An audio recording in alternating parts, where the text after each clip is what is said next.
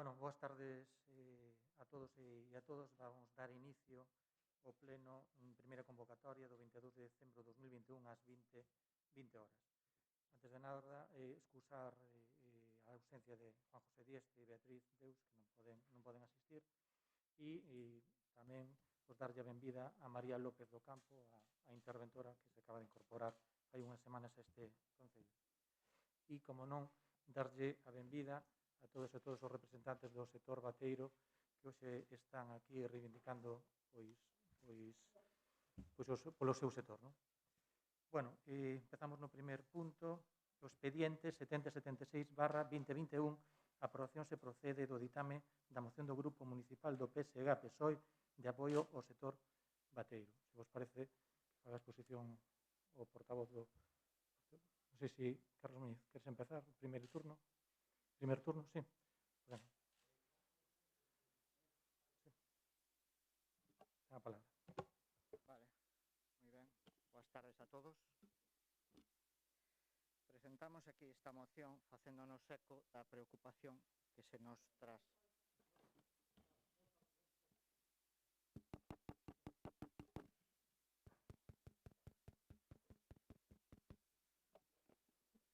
Hola, hola.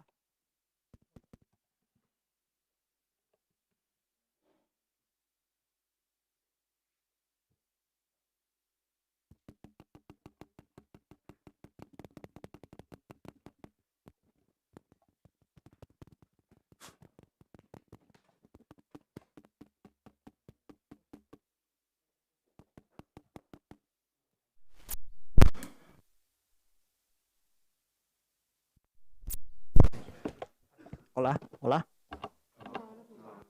Hola, hola, hola. Hola, hola.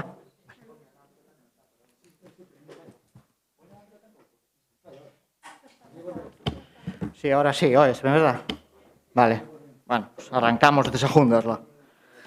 Decía que dentro do Partido Socialista presentamos esta moción facéndonos eco da preocupación que se nos traslada dende o sector, dentro do colectivo dos traballadores do Mexillón. Presentamos esta moción porque para solicitar a aprobación do plenario dos seguintes puntos, e vou a facer unha lectura literal dos mesmos: a derogación inmediata do artículo 13.2 do decreto 153/2019, polo que se regula o réxime de conservación e explotación dos recursos marisqueiros e das algas. A renuncia á aprobación de plans de xestión trienais do Percebe que impoñen cambios no marco legal existente que xa regula a recollida da mexilla no litoral de Galicia dende o ano 2000. O compromiso de que calquera cambio futuro que se pretenda establecer en canto ao colectivo mexilloeiro se comunique directamente ás asociacións afectadas e que se debata no seo do Consello do Mexillón e dar traslado deste acordo tanto á Presidencia da Xunta de Galicia como ao Ministerio de Agricultura, Pesca e Alimentación. Sin restarlle importancia a ningún dos 4 puntos que aquí se presentan, quixera facer especial fincapé no terceiro deles, que dé o compromiso de que calquera cambio futuro que se pretenda establecer en canto ao colectivo mexilloeiro se lle comunique directamente ás asociacións afectadas e que se debata no Consello do Mexillón de Galicia, porque o que se pretende en este caso é legislar a espaldas do sector, e iso é algo que non se pode permitir. O outro día, a conselleira de Pesca falaba de que estaba a favor do colectivo dos mexilloeiros porque entendía que este colectivo era estratégico para Galicia. Se é estratégico para Galicia, para Boiro é vital. É vital, e por eso nos exigimos que non se lle dé a espaldas ao sector á hora de facer normas ou leis que lle sean de especial afectación. Temos manifestado en máis dunha ocasión en este pleno de que nós non somos aquí quen nin de facer leis nin de quitalas. Témolo dito moitas veces e eu atreveríame a decir que incluso de cada pleno decimos o mesmo. Pero tamén temos manifestado que, así como non somos quen para dictar leis, sí que os nosos veciños e nós como representantes deles se sinten afectados por moitas destas normas, por moitas destas leis. E nós aquí temos que tomar partido de vez en cando para manifestar o noso parecer cando isto se produce. Como digo, facémonos eco aquí da preocupación do sector mexilloeiro, mostramos o noso apoio público como representantes dos veciños que somos e deste sector. En este momento solicitamos que se traballe para reparar, para correxir, para legislar e para que este enfrentamento que hai entre sectores remate de unha vez da forma máis satisfactoria posible para todas as partes e, sobre todo, que se trate con respeto a este sector dos mexilloeiros e que non se lle dé a espalda a hora de legislar cousas que, como digo, lle afectan directamente. Moitas gracias, señor Ruiz. Primer turno, señor Rodríguez, ten a palabra. Gracias, señor presidente. Boas tardes, benvidos a todos. A verdade é que é un orgullo ver como reaccionades ao unísono para defender, en este caso, o sector mexilloeiro, pero o que sería desexable que se fixera, que en Galicia se fixera sempre con todos e cada un dos sectores non só económicos, sino sociales tamén. A verdade é que é un orgullo, insisto.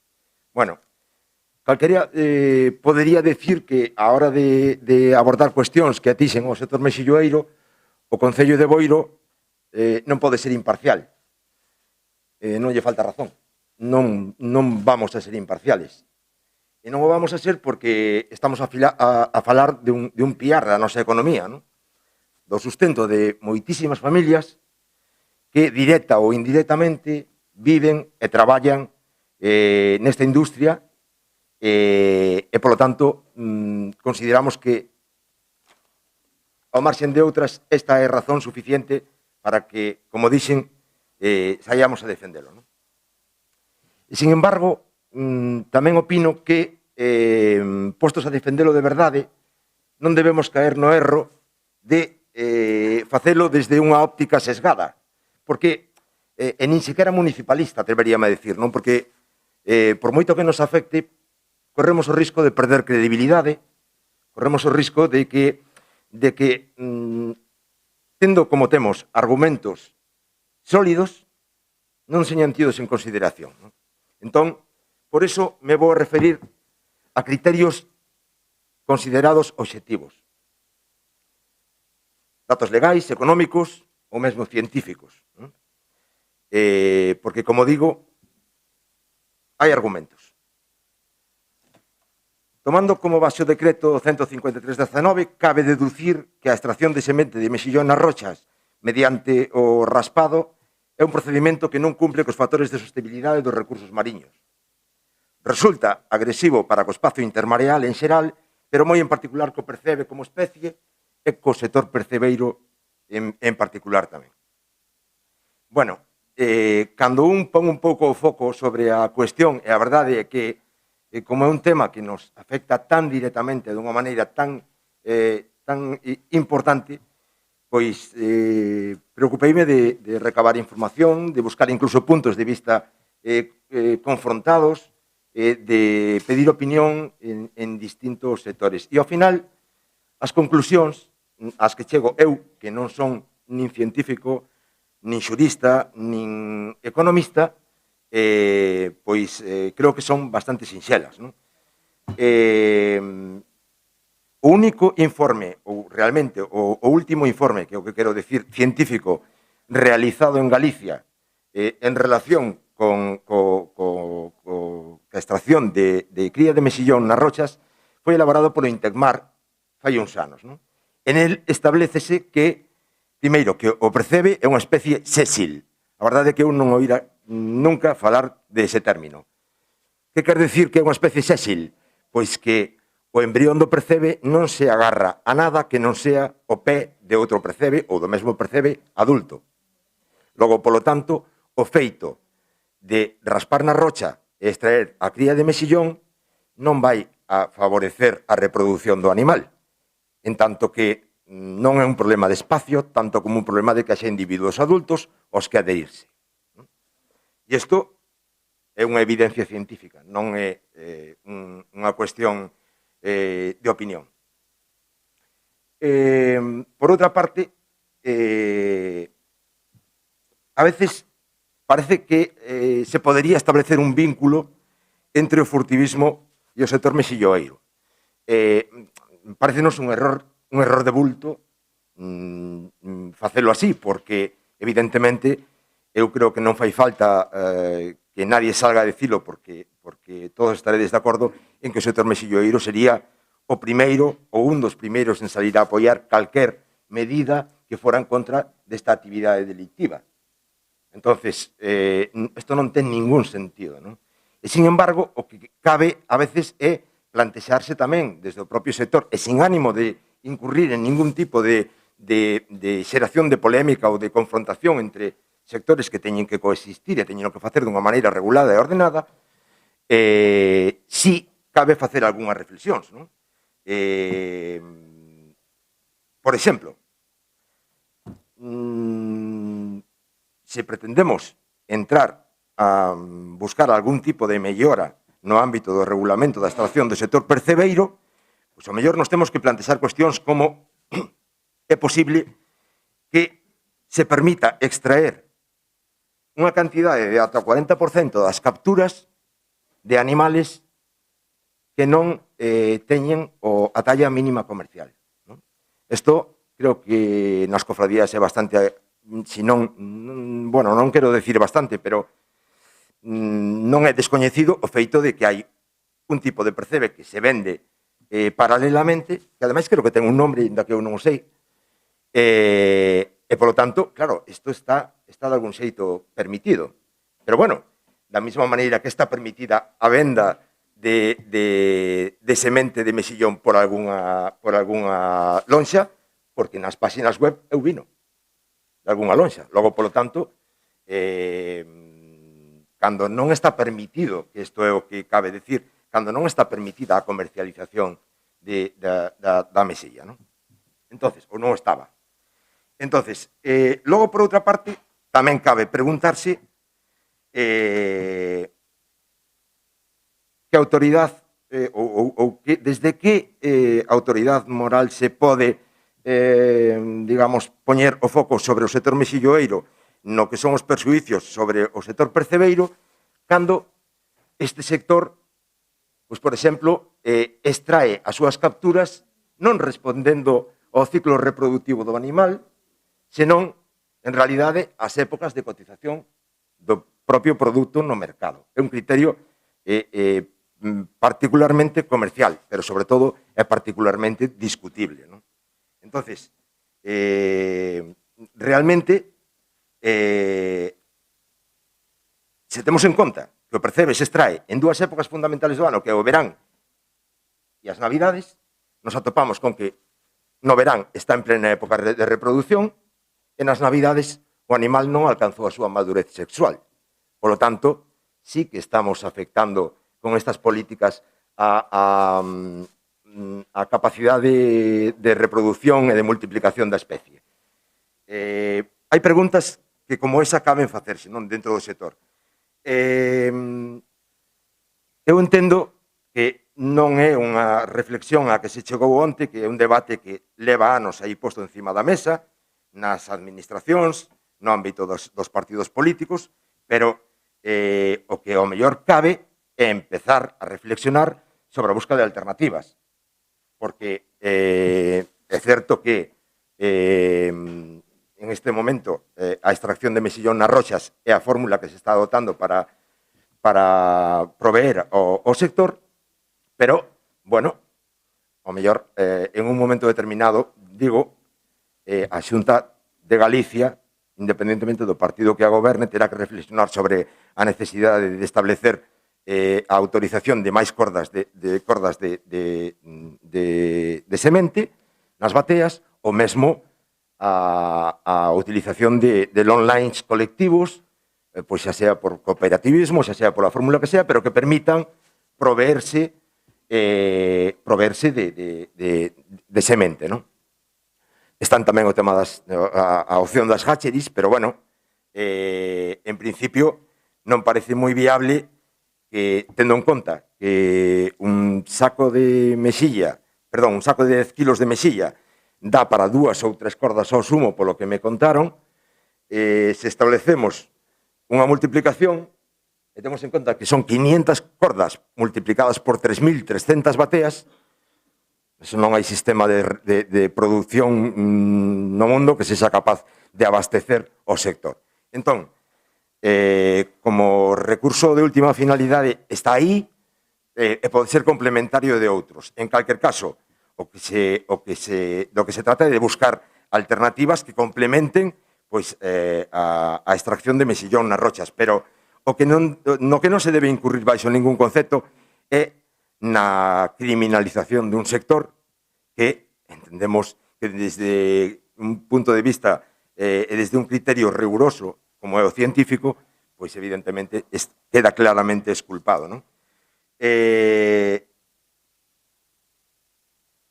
A realidade socioeconómica di que en primeira venda para a economía, para o PIB de Galicia, a venda de mesillón supón anualmente do orden de 100 ou 120 millóns de euros, son 3.300 bateas, logo, polo tanto, 3.300 titulares, e, ademais, un número de empregados que pode escalarse en función de eso, non? Pero que, ademais, é un eslabón fundamental de todo un artellado productivo que temos montado, a industria auxiliar, a industria transformadora, que no momento en que estamos agredindo, estamos poñendo en risco a nosa estabilidade social e económica. E claro, cando se trata de isto, como decía antes o compañeiro Luis Ruiz, parece cando menos un atrevimento que cando se discute sobre algo que pon tan en peligro ou que pode ser constitutivo de poñer en peligro un sector como é un regulamento ou un decreto, en este caso, entendemos que o menos que se debe facer é consultarlo.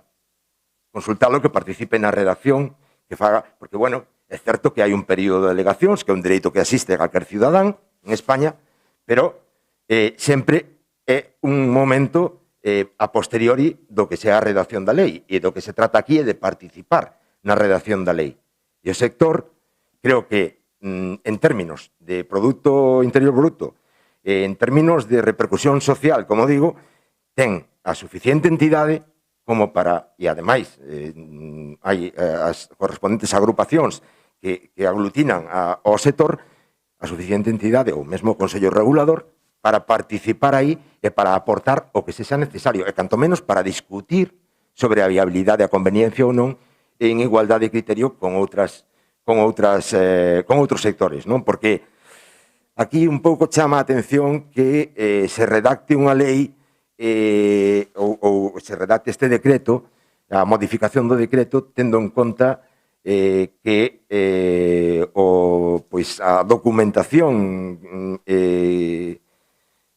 que de alguma maneira forma base da redacción está aportada por confrarías, está aportada por un grupo de traballo da Universidade da Coruña a instancia da Xunta de Galicia. É dicir, realmente non é un traballo que se poda considerar, non é un informe que se poda considerar obxectivo, non é un informe que se poda considerar imparcial.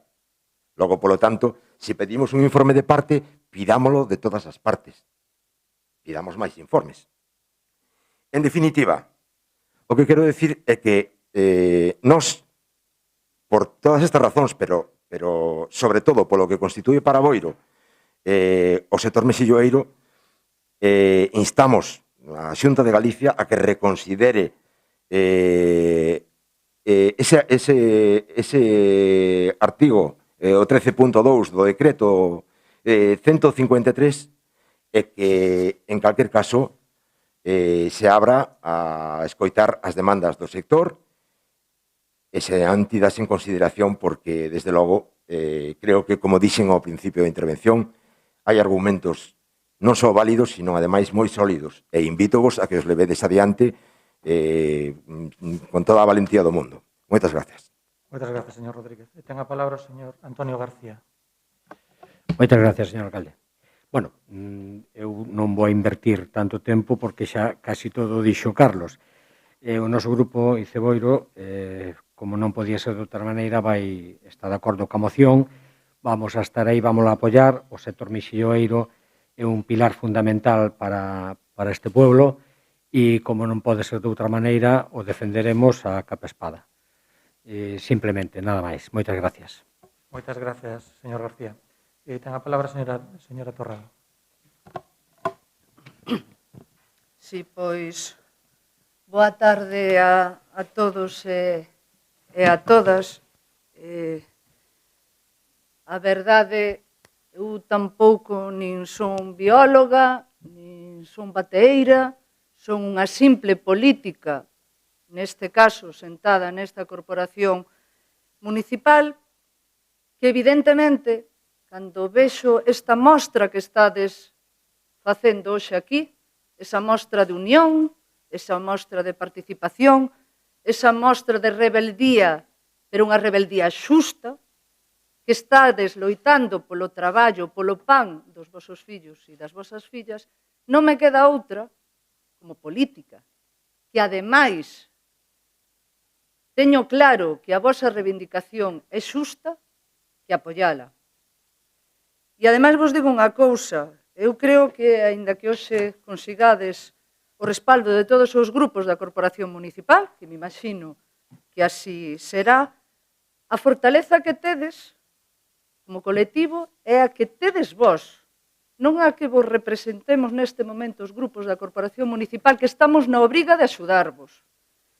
E eu me remito a moitos momentos que non fai tantos anos que esa mesma Xunta de Galicia, a que ahora estades vendo vos afectados, atacados, si se chegou a parar a lei da acuicultura no seu día, pois precisamente foi polo traballo da xente, polo traballo da xente do mar, que se mobilizou, que saliu a ríos, que peleou e que pudo parar esa lei. Ou cando foi tamén a cuestión da mina de Touro. Precisamente foi eso, a movilización social, que esteades xuntos, que vos unades e que loitedes, neste caso, polo pan dos vosos fillos e das vosas fillas. E para iso nos teredes sempre o noso grupo, o Boiro Novo, o voso carón.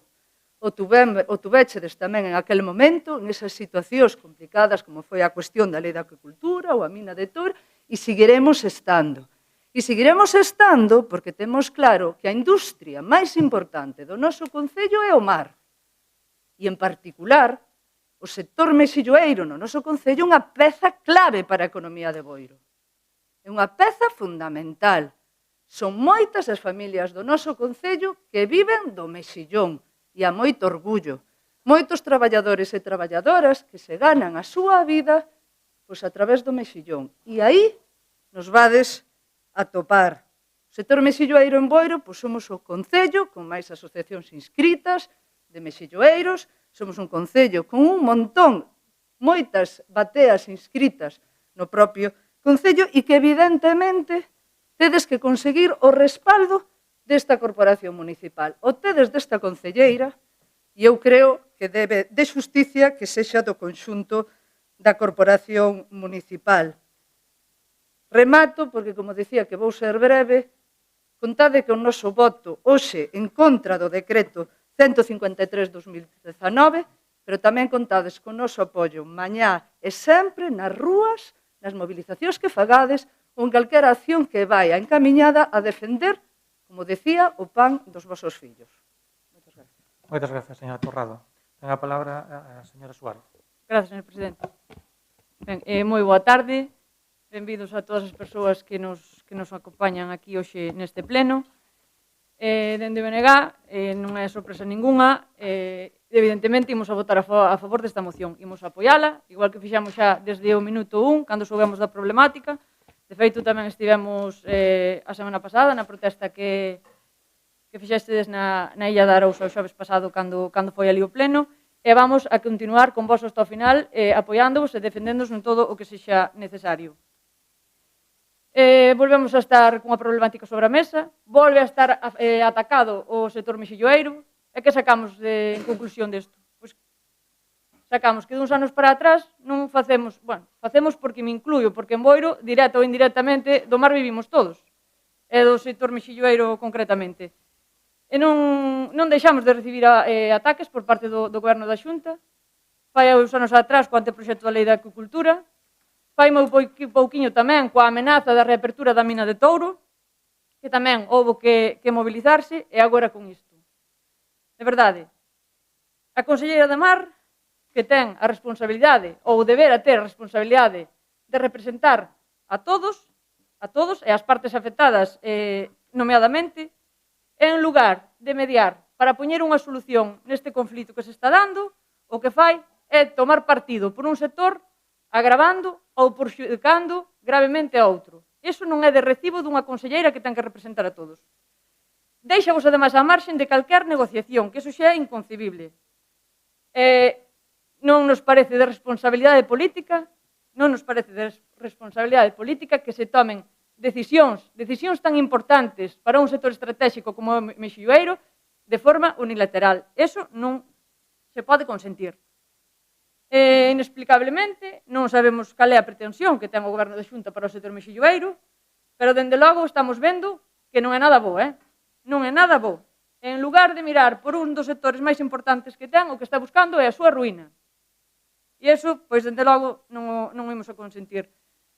Repito, eu tampouco son técnica, non sei o que din os informes, pero os informes pode haber 2, 3, 4, 5 e pintalos de 20.000 colores. Eu sei que a realidade é a que é. Polo que me toca de proximidade da miña familia, ademais, sei que é unha realidade. Meu pai leva toda a súa vida laboral indo á cría, apañando cría para a súa batea, como a meu pai centos e centos e centos de bateeiros, eu vexo que o percebe sigue existindo, sigue medrando nas pedras. Entón, se fose tan perxudical cos anos e anos que se leva indo á cría, pois esta especie non existiría, polo que nos din algúns informes. Entón, é algo que non podemos concibir. E non me estendo máis, contados co noso apoio, e anímovos desde aquí a seguir loitando polo voso, porque o voso sector mexilloeiro é o de todos os boirenses. E anímovos, porque xa o dixamos antes, que amparou o anteproxecto da Lei de Acuicultura non foi o Goberno da Xunta, non foi Feijóo, fostedes o sector do mar, fostedes os mexilloeiros. Quen paralizou a reapertura da mina de Touro foi o sector do mar.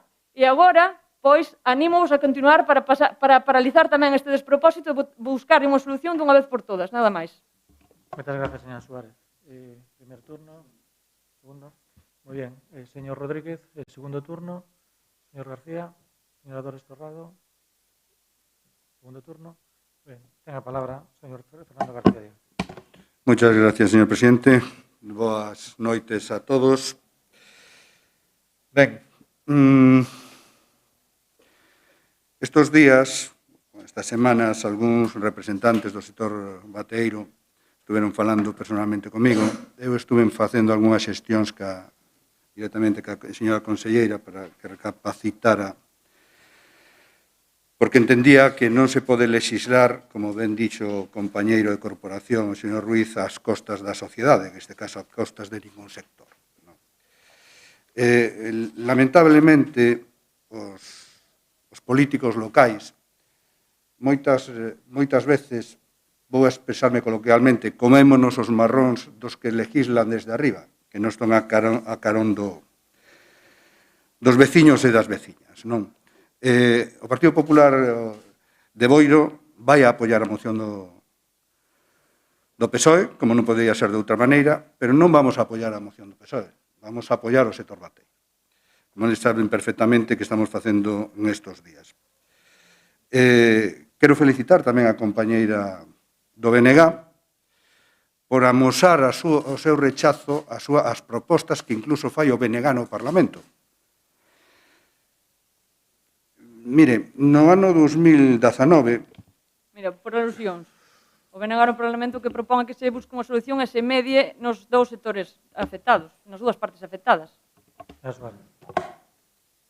Ten a palabra. No ano 2019, o Grupo Parlamentario do Bloque Nacionalista Galego, a iniciativa da deputada Montserrat Prado Cores, ao beiro do exposto no artículo 161.2 do Regulamento da Cámara, presenta a seguinte emenda á proposición non de lei en comisión do Grupo Parlamentario dos Socialistas de Galicia con número de rexistro 27331. sobre a actuación que debe levar a cabo o Goberno galego para evitar a incidencia que está a ter a autorización de extracción de mexilla e de outras especies nas zonas de especial sensibilidade para o percebe, que figura na orden do día da Comisión Octava, prevista para o vindeiro 22 de marzo de 2019. Emenda de sustitución. Sustituir a parte resolutiva polo seguinte texto. O Parlamento de Galiza insta ao Goberno galego a que realice un estudio sobre o modelo de aproveitamento de cría de mexillón, de xeito que se determine en que zona se pode proceder a súa extracción sen poñer en risco percebe. Nas zonas onde estude determine que sexa compatível, fomentará a realización dun plan de explotación nas cofradías respectivas para levar a cabo polo sector do percebe. Santiago de Compostela, 21 de marzo de 2019, asignado Montserrat Prado Cores, deputada do Grupo Parlamentario do BNG, Ana Pontón Mondelo, portavoz do Grupo Parlamentario do BNG. Na mesma mesa do Parlamento, no ano 2017, o Partido Socialista, falando desta cuestión, tamén propón que se tal. Con isto non quería atacala a usted. Con isto o quería respaldar os seus argumentos. O que non pode ser, é que se lexiste a costas da sociedade. Sea quen sea o grupo que está. Sea quen sea. Por eso, neste momento, o Goberno do Partido Popular, igual que eu formaba parte desta corporación, cando votamos en contra da Lei de Acuicultura neste pleno, non recordo se foron vostedes o Partido Socialista quen presentara a moción, agora non recordo, é lógico, non se pode legislar a costas da sociedade. É lógico que o sector bateiro vamos a falar coloquialmente, levantado en armas contra esta legislación. É lógico que os políticos locales busquemos unha salida con noso voto nos distintos ayuntamientos afectados para que os distintos sectores se poñan de acordo e busquen unha conciliación. É certo que se outros anos había, digamos, unha convivencia entre os distintos sectores, o que temos que ver é por que se rompeu esa convivencia. E buscar os consensos e a necesidade. E os políticos de a pé, que somos nós, a infantería da política, somos os que temos que estar cerca e trasladar constructivamente aos nosos políticos, aos nosos maiores, por chamarlos de alguna maneira, que están no Parlamento, para que se poñan de acordo e lexislen dunha santa vez neste país, non a costa, sino a carón da sociedade, en este caso do sector bateiro.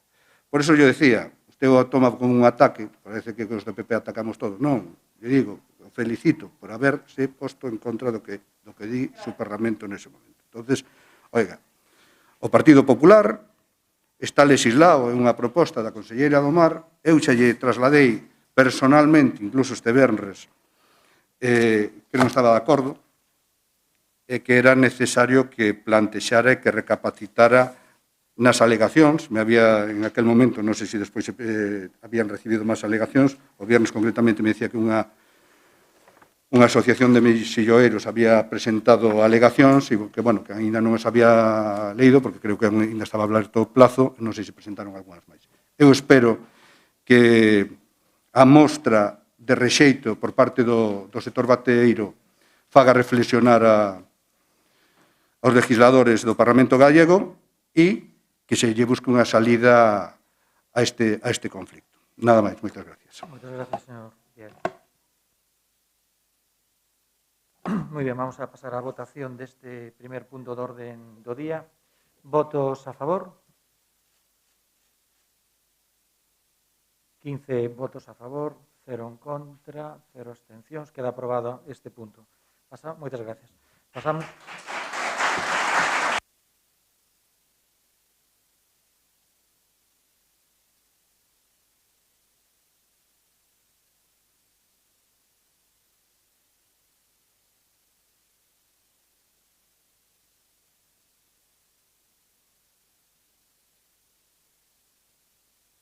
Moitas gracias.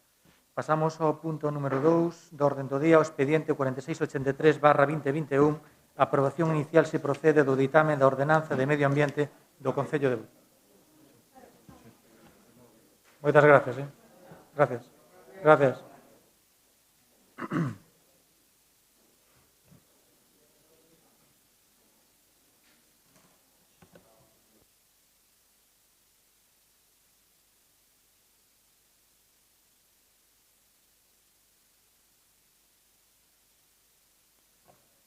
Moi ben, pasamos ao punto número 2 do orden do día, o expediente 4683/2021, a aprobación inicial se procede do ditamen da ordenanza de medio ambiente do Concello de Boiro. Primer turno, el señor Antonio García, primer turno. Entonces, sí, ten a palabra o señor Ansoa. Ben, nos imos votar a favor desta ordenanza. Era moi necesaria e, pode ser evidentemente mellorable, pero está moi ben pensado, entre outras cousas, pois xa solamente poñer, regular os horarios no que a xente poda botar os residuos, pois era algo moi necesario. E despois outros detalles interesantes son que arriba no punto limpo, pois se acepten xa certos residuos químicos domésticos que hasta fai pouco non se podía botar ali, e había que eliminalos dunha maneira privada, chamando a unha empresa de Lalín, bastante complicado. Entón, pois nada, manifestar o noso apoio a esta ordenanza. Moitas gracias, señor Ansoa. Señor Romero Preus, a palabra. Boas tardes. Ben, proponse a este pleno da Corporación a aprobación dunha nova ordenanza de medio ambiente e de residuos que ven a derogar a anterior dos anos 90. Trátase basicamente dunha transposición do ordenamento da normativa existente na actualidade a nivel europeo, nacional e tamén galego. Son coñecedor, polo que me informan os servicios técnicos, de que nesta ordenanza traballouse desde fai bastante tempo, diferentes gobernos, diferentes concellos e concelleiras, polo tanto, gracias a todos eles polo traballo feito, así como gracias tamén aos propios servicios técnicos por ser este un texto eminentemente técnico e xurídico. Esta ordenanza realiza modificacións en relación coa anterior, por estar esta última máis que desfasada en canto a situacións, infraccións, definicións e a propia normativa. É un texto que eu personalmente considero de futuro e garantista, co que se pretende normalizar especialmente a xestión municipal no ámbito dos residuos, na recollida dos residuos. E a modo de exemplo, menciono que é de futuro, que eu considero que é de futuro porque é un texto que contempla xa aquelas 3 novas fraccións que a partir de antes de decembro do 2023 unha nova fracción orgánica e no ano 2024 2 novas fraccións, os aceites e os textiles, temos que implementar e xestionar as entidades locais. Garantista, porque é unha ordenanza que garante o compromiso deste Concello e deste Pleno do Concello de Boiro polo compostaxe, polos puntos limpos fixos e móviles, polo reciclaxe, pola convivencia entre as persoas, pola concienciación e educación ambiental. Así pois, gracias a todos e a todas os que participaron directa e indirectamente, políticos e técnicos, e agárdase a súa aprobación. Gracias. Moitas gracias, señor Raúl. Primer turno. Segundo turno, señor Rodríguez, ten a palabra. Gracias, señor presidente. Bueno, nos imos a votar a favor tamén da moción e, ademais, felicitar a Raúl polo seu traballo e agradecer tamén, como decías, a todos que de algún xeito participaron no seu desenvolvemento, porque, ao final, isto ponnos en unha situación de ser un concello comprometido co medio ambiente, pero tamén comprometido ca convivencia, como decías, non? Porque ás veces un feito tan habitual e tan doméstico como pode ser a deposición do lixo, ás veces pode ser fonte de conflitos e incluso pode ser fonte tamén de situacións que de algún xeito poden xerar unha mala imaxe de cara non só ás visitas, sino aos propios cidadáns que habitamos neste pueblo. Entonces, en definitiva, creo que debemos felicitarnos por a entrada en vigor desta ordenanza e por a exposta modificación en particular que recolle o tema dos residuos sólidos urbanos e pouco máis. Imos a votar a favor, como dixen. Gracias, señor presidente. Moitas gracias, señor Rodríguez. Señor Antonio García, segundo turno de intervención. Ten a palabra. Gracias, señor presidente. Nada, nós por parte do noso grupo estamos de acordo tamén ca ordenanza esta e vamos a apoiar. Gracias. Moitas gracias. Señora Torrado, ten a palabra. Sí, efectivamente, nós tamén imos apoiar esta ordenanza municipal de medio ambiente. Ademais, en particular, quero recordar que xa simplemente polo feito de que nas pasada legislatura nós fomos moi insistentes en algunhas cuestións relacionadas co tema do medio ambiente, en particular o tema da recollida dos aceites, o tema do compostaxe doméstico, o tema das recollidas RAE, dos electrodomésticos e que trouxemos mocións no seu día e á vista de que polo menos agora, en este momento, con este documento e co traballo que se está facendo dentro da Consellería de Medio Ambiente, se están impulsando estas cuestións que as que viñamos demandando dentro do noso grupo, pois, evidentemente, imos apoiar esta iniciativa e tamén o traballo que se está desenvolvendo por parte da propia Consellería de Medio Ambiente. Moitas gracias, señora Torrado. Señora Suárez, ¿no? ¿No? Segundo turno. Sí. Nosotros nos vamos a abstener, es la aprobación inicial. Leeremos que son 45 páginas, leeremos con detenimiento y aportaremos lo que tengamos que aportar a la misma. Entonces, con esta aprobación inicial, nuestro voto en principio será de abstención. Moitas gracias. Pois pasamos a votación deste segundo punto do orden do día. Votos a favor? 2, 4, 6, 8, 9, 10. 10 votos a favor. Votos en contra? 0. Abstencións? 5 abstencións. Vale, polo cal queda aprobado este punto do orden do día. Moi ben, pasamos ao punto número 3, o expediente 6574/2021, aprobación se procede do ditamen sobre a aprobación do Plan Normativo Anual ano 22. Señor Rodríguez, primer turno. Señora Dores Torrado, primer turno. ¿No? Señor Raúl Romero Treus, ten a palabra. Boas outra vez, que rápido chegamos. A Lei 39/2015 de Procedimento Administrativo Común das Administracións Públicas sinala, leo, en áreas dunha maior seguridade xurídica e predictibilidade do ordenamento, apóstase por mellorar a planificación normativa. Para tal finalidade, segundo dispón esta propia lei, todas as administracións divulgarán un plan anual normativo no que se recollerán todas as propostas que vayan ser elevadas para a súa aprobación. Segundo indica o legislador, incide no ámbito de fortalecer a avaliación, deber de revisar de forma continua a adaptación da normativa e impón unha obligación, a de avaliar periódicamente a aplicación das normas en vigor.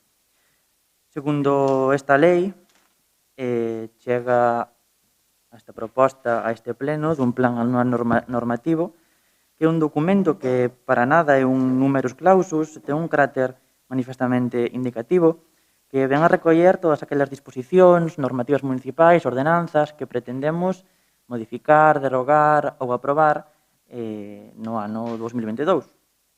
Xa digo, sen perjuízo de todas aquelas normativa que se considere que se poda motivar a súa urxencia no momento pertinente. É un documento extenso, bastante extenso e exixente, pero é un documento que pretende ser un instrumento, como todos, de planificación, transparencia, garantista e tamén de traballo. De planificación da actividade normativa deste pleno, de transparencia, porque asegura un coñecemento da actividade, das normas que pretendemos aprobar ou modificar con anterioridade á súa aprobación, se procede en cada caso, por parte de persoas físicas e xurídicas, garantista, ao mesmo xeito, porque ven a expoñer uns entornos moi previsibles para a toma de decisións por parte de interesados, afectados e persoas en xeral.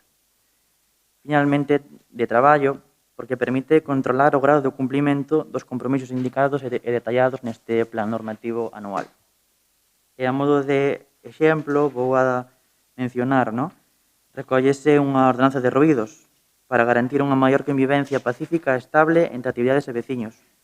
unha ordenanza fiscal para o cobro das entidades financeiras pola utilización do dominio público derivado do uso dos caixeiros, solicitada e aprobada neste pleno. Un regulamento municipal de mercados, unha modificación puntual do regulamento para especificar determinadas cuestións como poden ser as entradas, as saídas dos espacios, mellorando ou intentando mellorar a convivencia. Unha ordenanza de honras e distincións ao Corpo da Policía Local e Servicio de Emerxencia solicitada indirectamente neste pleno, ou unha modificación da ordenanza reguladora de axudas de emerxencia social para adaptar o proceso e intentar ser máis áxiles e eficaces. Con todo, en resume, preséntase a aprobación este Plan Normativo Anual 2022. Como xa decía, un documento exixente e extenso, polo que creo que nos queda moito por traballar, nada máis. Moitas gracias, señor Creus. Primer turno, señor García Diegues.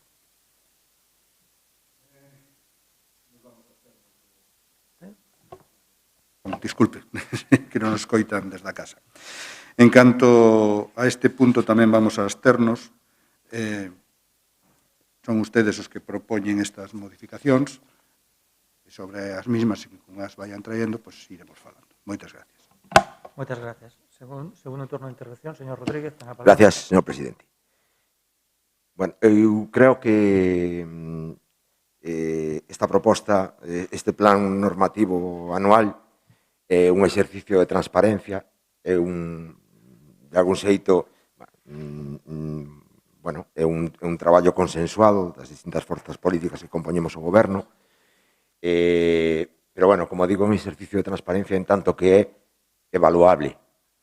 Logo, polo tanto, nós mesmos estamos dando a oportunidade non só ás distintas forzas políticas, sino tamén á cidadanía de que vexan o nivel de cumplimento e de compromiso que temos con eles. Por lo tanto, eu creo que en ese sentido debemos estar satisfeitos e bueno, e seguir na mesma liña. Gracias. Moitas gracias, señor Rodríguez. Señor Antonio García, ten a palabra. Moitas gracias, señor presidente. Nos tamén vamos a aprobar este plan, vamos a apoialo, xa que dentro del tamén hai cousas que nós habíamos solicitado e entendemos que é necesario. Moitas gracias. Moitas gracias. Señora Dores Torrado, ¿no? Señora Suárez, ten a palabra. Gracias, señor presidente. En anunciar a abstención do BNG neste punto. É un plan coas normas que consensuou o Goberno. Ademais, entendemos que é un plan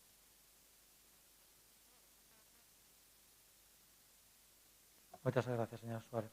Por turno, señor Creus, ten a palabra.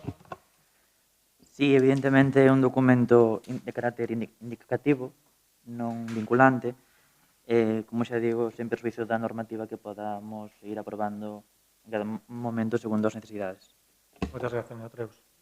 Segundo turno, señor García Díaz, ¿no?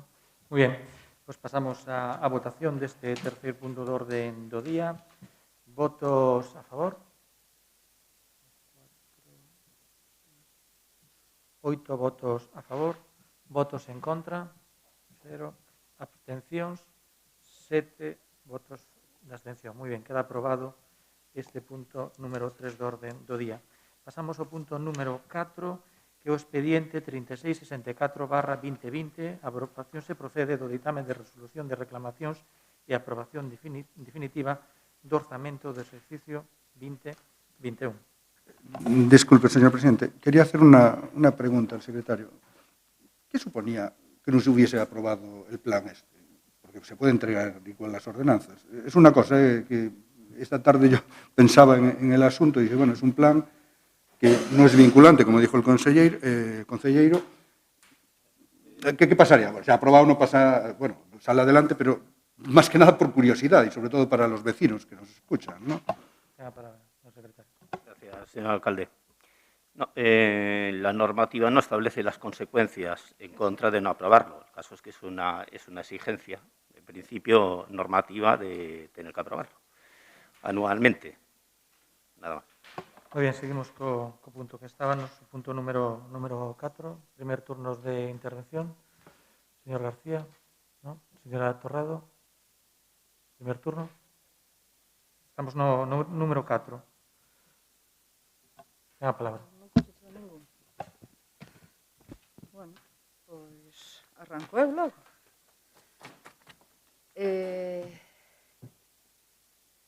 Bueno, eu a primeira reflexión que teño que facer respecto a este punto, claro que se veñen aquí unhas alegacións ao presuposto municipal do ano 2021, unhas alegacións presentadas polo grupo maioritario da oposición. Eu, bueno, pues agardaba que diante dun debate de presupostos municipais, de as alegacións que se presentaran polo grupo, neste caso maioritario da oposición, que se supón que o que ten que construir unha alternativa non ao goberno de coalición existente, pois, bueno, esperaba que o debate fora un debate serio, profundo, con respecto ao contido, ou polo menos un debate de carácter político do proxecto de presupostos municipais, do boiro que queremos, do proxecto económico que queremos para o noso concello. Pero, sin embargo, e a pesar que non me gusta absolutamente nada falar destas cuestións, vemos como as alegacións que presenta o grupo maioritario da oposición, neste caso, en vez de acaban presentando dúas alegacións. Por un lado, están as alegacións do PP de Boiro, do PP de Diaste, non? Por outro lado, está o recurso de reposición do PP de Santiago, do PP de Diéguez, non sei. A verdade é que, bueno, que o primeiro que sorprende, e os veciños teñen que saber, que, bueno, que o grupo maioritario que se supón que ten que construir unha alternativa política a este goberno de coalición non son capaces nin de poñerse de acordo para presentarse unha proposta de alegacións conxunta ao pleno municipal en algo tan serio como son os presupostos municipais. Bueno, menos mal que non prosperou esa moción de censura que estaban argallando, porque senón non sei quen gobernaría este concello. Menudo desgoberno se chega a prosperar esa moción de censura, que evidentemente vemos agora as consecuencias nos medios de comunicacións destes días. E ainda seguro que os veciños, ao mellor, algúns lle chegan os correveidiles que existen, ainda andarán dicindo por aí, oye, señor alcalde, ainda seguro que andan a dicir por aí que o goberno de coalición non somos capaces de andar coordinados. Se eles, que son oposición dentro do mesmo grupo político, non son capaces de presentar unhas alegacións conxuntas. Bueno, pois eso é o que representa o debate que temos hoxe aquí, non?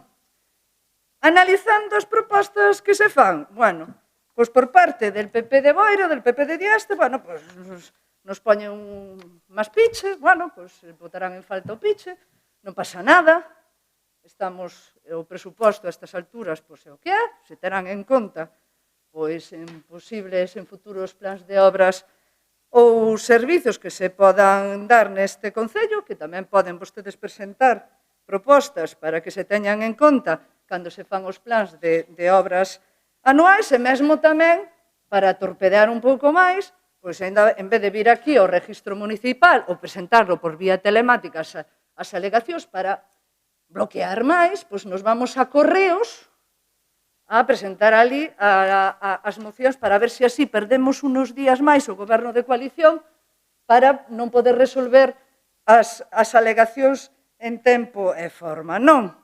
E despois temos a alegación, o recurso presentado por el PP de Santiago, por el PP de Diéguez. Entonces, en ese recurso, bueno, en primeiro lugar o que teño que decir, o primeirísimo, de dereito administrativo, contra as disposiciones administrativas de carácter general, non cabe recurso de reposición, señor Diéguez, e vostede o ten que saber que é do gremio, non? Pero ainda así, este goberno de coalición dixo, bueno, pois ainda que se equivocara na calificación do recurso, bueno, pois temos en conta como alegacións, como formato de alegacións, ao que vostede sí que ten dereito como concelleiro da corporación. Señor Diéguez xa non fala de piches, non debía de ter o recoñecemento do empichador ou querá desmarcarse desta cuestión e non nos plantea este apartado e, sen embargo, entra en que falta un documento importantísimo según el, que despois os informes técnicos din que efectivamente ese documento estaba a disposición dos concelleiros e das concelleiras que fóramos a Secretaría Municipal para poder optar a ese documento, algo que é a memoria da alcaldía. Seguro que os veciños e as veciñas que nos estén escoitando da casa non saben o que é a memoria da alcaldía, pero vamos, explico eu. É un documento político que firma o alcalde, neste caso o alcalde que representa este goberno de coalición, no que di, bueno, pois representa a ideoloxía política dese goberno. Cara onde vamos? Un documento político, que además, volvo a repetir, queda claro no expediente que estaba a disposición destes concelleiros. E además eu digo, a ver, un documento político que afectaría ao resultado de votación dos concelleiros e das concelleiras e, en particular, dos concelleiros do Partido Popular. Un documento político de esquerdas que é o que representa este goberno de coalición. Hombre, sería un pouco raro que eso fixera cambiar o sentido do seu voto. Digo eu, se están situados cada un no seu sitio. Entón, se ainda me dixeran, hombre, en el expediente faltan las bases de ejecución del presupuesto, que bueno, que aí ten un contido de gestión organizativa do propio Concello, ou ben se faltara o anexo de investimentos, donde di en que se vai a investir, en que obras vai a investir o goberno municipal, ou mesmo a memoria económico-financiera, que di, bueno, pois como se fai o análisis da previsión de ingresos e gastos que se van a reba, ou mesmo o informe de intervención. Ainda sería razonable que nos dixeran, oye, que non tuven acceso ao informe de intervención, hombre, pero a la memoria da alcaldía, hombre, non ten moito sentido. Entón, eu, sin entrar en máis detalle, evidentemente, estas son as alegacións, un recurso, como vostedes lle queren chamar, para torpedear, para dilatar os tempos, para ver se nos collen a este goberno de coalición nun renuncio, e, pois, efectivamente, como esa moción de censura non prosperou, pois a ver se de algún xeito van torpedeando a acción de goberno deste goberno de coalición, que, como lle decíamos, polo menos presentamos as cousas de forma conxunta e non traen mocións por separado dentro do mesmo grupo. Moitas gracias. Moitas grazas, señora Torrado. Señora Suárez, primer turno de intervención, ten a palabra. Gracias, señor presidente. Nada, simplemente a aprobación definitiva do orzamento. Xa na aprobación inicial dedicamos tempo a falar deste tema. Evidentemente, imos votar a favor, xa que o fixemos tamén na aprobación inicial. O orzamento é exactamente o mismo e sigue recollendo as propostas que o BNG presentou para recoller no mesmo, como o proxecto da residencia de terceira idade, as vivendas sociais, melloras nos centros sociais, os puntos wifi, o modelo de compostaxe, etc. Entón, evidentemente, imos votar a favor. Moitas gracias, señor Suárez. Señor Ruiz, ten a palabra. Primer turno. Gracias, señor alcalde. O pasado día 15 de novembro deste mesmo ano aprobouse inicialmente o orzamento para o ano 2021.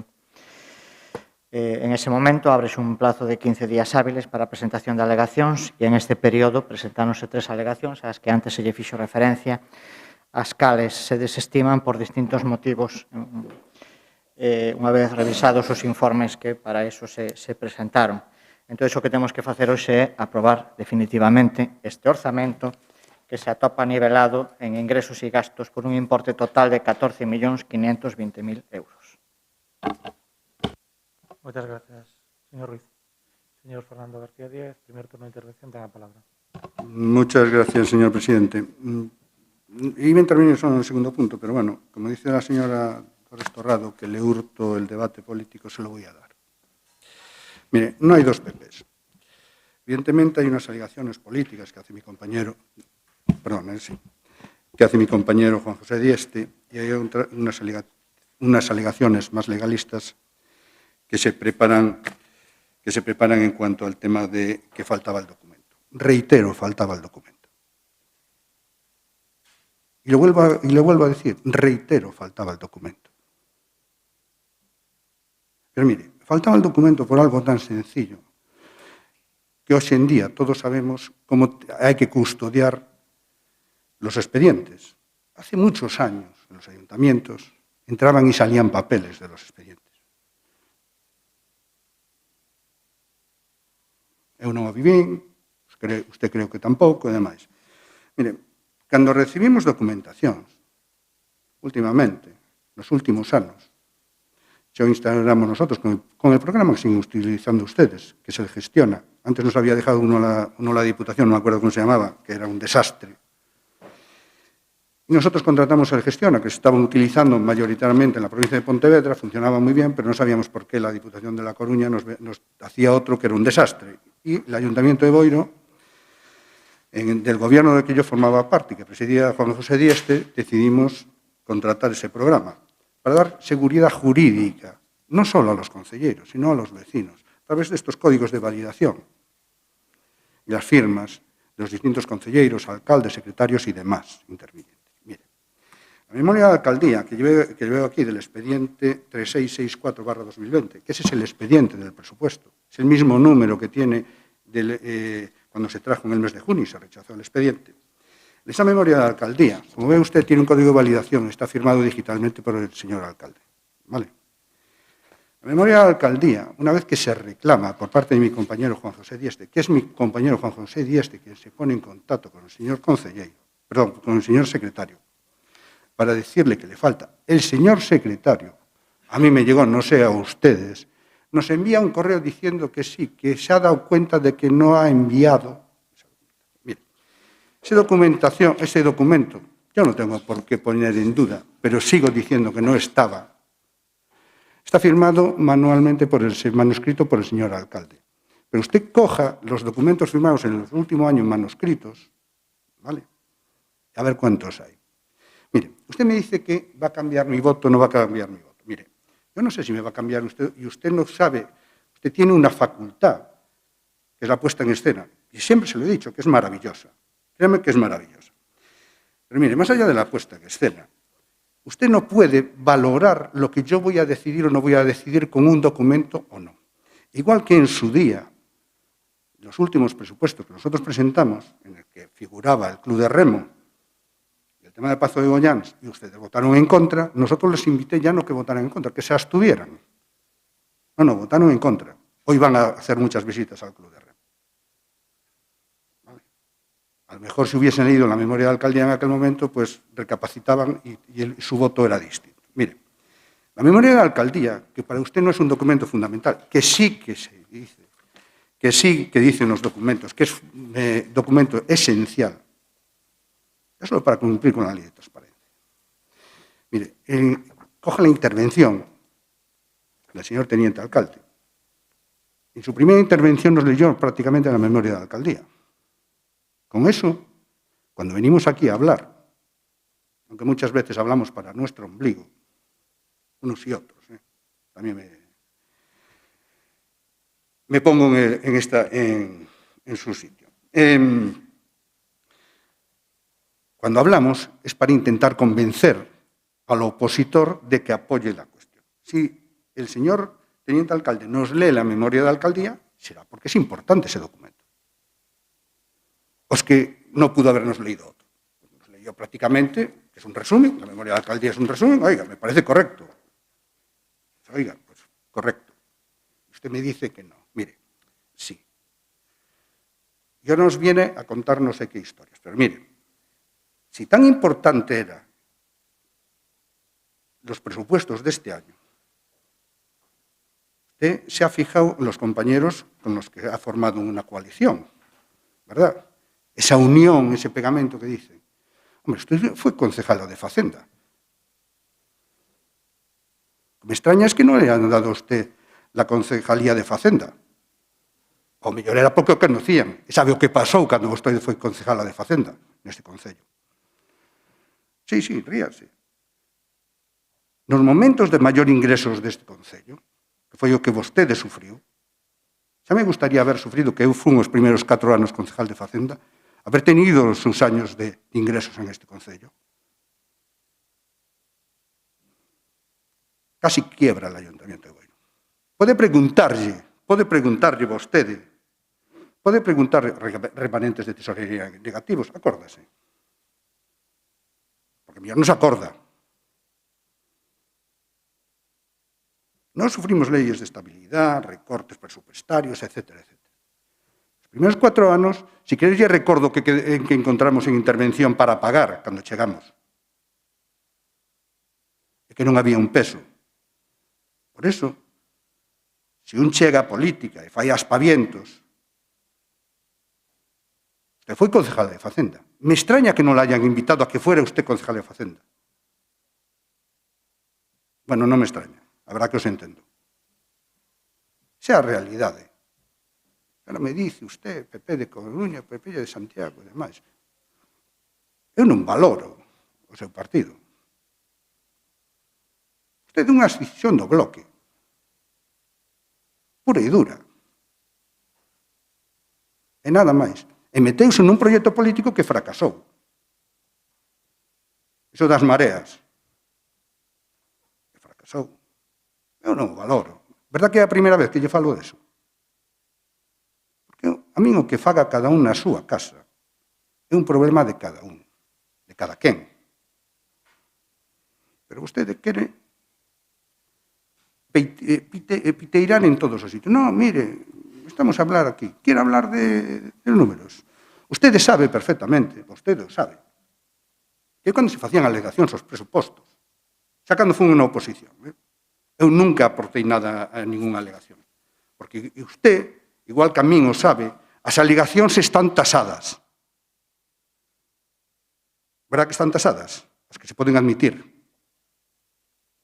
E as alegacións políticas fannas aos distintos grupos para, digamos, doblar un debate estéril, a mi entender. E creo que yo dixen máis dunha vez. Un debate estéril. Porque volver a falar do mismo que hemos falado fai un mes, eu nunca o entendín. Pero a usted lle gusta. Lle gusta. Pero eu veño para traballar. E para falar con coherencia e con respeto aos demais do que fan ou do que deixan de facer. E cando quere falar de números, sentámonos. Usted trae os seus 8 anos de concejala de Facenda, eu traigo os meus 4. Nos peores da historia de España, para calquer concejal de Facenda de calquer ayuntamiento. E as miramos, partida por partida, ingresos e gastos. Lle recordo que na miña época de concejal de Facenda tuve que devolver tases e ICIO que vostedes, que o seu goberno do que formaba parte, gastou alegremente, porque o permitía a lei. Pero eu non, perdón. O Partido Popular de Boiro, co alcalde Diesta a cabeza, tuvemos que devolver cartos a moitos promotores. A parte da herencia que recibimos da cola que había aquí de proveedores para cobrar. Recorda eso. Había 3 acetas de facturas.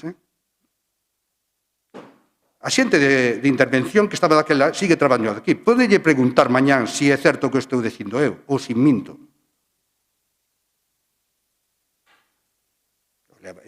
Fai unhas entrevistas, daquela tiña usted unha tele privada, fai entrevistas con esa mesma tele privada, pregúntalle se é mentira o que eu digo, e o leva ás redes sociales. Pero xa lle dixen unha vez, cando eu estaba de concejal de Facenda, que estaba disposto a falar con usted de números. Usted me traía os seus presupuestos e os míos e as liquidacións correspondentes. Cando usted quera, invítolle públicamente, en calquer momento, tamén contextualizamos as situacións económicas de cada quen. Despois, cando quera falar de números e de presupostos, estou á súa disposición, sempre. Non lle quepa ningunha dúda. De todas maneiras, felicito aos compañeiros do PSOE por haber decidido non nombrala usted concejala de Facenda. Nada máis. Moitas gracias. Muchas gracias, señor García Díaz. Segundo turno de intervención, señor Rodríguez, ten a palabra. Moitas gracias, señor presidente. Bueno, celebrado o debate sobre o contido e a repercusión dos orzamentos do ano 21, imos a votar a favor do ditame de resolución de reclamacións referíndonos ao informe do señor secretario, o informe técnico que desestima estas reclamacións procedendo, polo tanto, tamén, en consecuencia, a votar a favor da aprobación definitiva dos referidos orzamentos. Moitas gracias. Moitas gracias, señor Rodríguez. Señor Antonio, a palabra. Moitas gracias, señor presidente. Bueno, nós tamén, en base aos informes do secretario, sí, tamén vamos a apoiar a aprobación destes orzamentos. Moitas gracias. Señora Dores Torrado, ten a palabra. Sí, pois imos falar, señor Diáguez. Imos falar de todo o que vostede dixo, menos do que estábamos falando do presuposto municipal do Concello de Boiro. Non pasa nada. Ademais, como estes debates os tuvemos continuamente durante un montón de tempo, pois repetimos os debates. Non pasa absolutamente nada. Primeiro, por partes, a memoria da alcaldía e o ROF, o Reglamento de Organización e Funcionamento, di que a documentación ten que estar na Secretaría Municipal no momento da convocatoria. Aí é onde está a documentación a que pode acceder calquer concelleiro ou concelleira. Bien, entón, a memoria estaba ali. E, efectivamente, a quen quere engañar? A quen quere engañar? Pero alguén pensa, no seu sano xuicio, que alguén vai cambiar o sentido do seu voto pola memoria da alcaldía como proxecto político, como documento político de esquerdas deste goberno de coalición? Home, non se lo cree nadie. Vostede fai tamén os seus espavientos, eu tamén o felicito, que vostede tamén ten a súa forma de darlle voltas á tortilla e, precisamente, agora salir por la tangente para evidenciar o que realmente hai, que é unha loita interna dentro do Partido Popular, que como non foron quen de poder argallar un cambio de goberno neste Concello, ao que, por certo, gracias a que outros grupos facemos o esforzo de botar unha man, de vir aquí a traballar neste Concello, polo ben dos veciños e das veciñas de Boiro, sin ter ningún tipo de retribución, sin ter un salario, sin ter unha asignación, unha remuneración mensual a este Concello, e que, por certo, sí que me ofreceron Economía e Facenda, pero, evidentemente, este tipo de cuestións, este tipo de necesita moita presencia física e personal e mental no Concello de Boiro. Algo ao que esta concelleira non estaba en disposición de facelo porque, evidentemente, a situación na que estaba no ámbito personal nin mo permitía e, desde logo, tamén había outros ámbitos no que me gusta traballar, donde traballei amplamente durante moitos anos e donde sabía que podía aportar máis a este goberno de coalición, que era no ámbito do deporte, do feminismo, da lingua e da recuperación da memoria histórica. Pero, bueno, queres seguir falando? Queres seguir falando de documentos manuscritos e firmados al margen? Acórdase vostede que ahora facendo recopilación de cando foi todo o tema do IVTM, acórdase aquel documento firmado do que estaba detrás por parte del informe donde decía estas alegaciones non as puden haber firmado antes. Acórdase dese documento? Pois tamén formaba de parte dese expediente e estaba tamén firmado na parte de atrás do informe de intervención.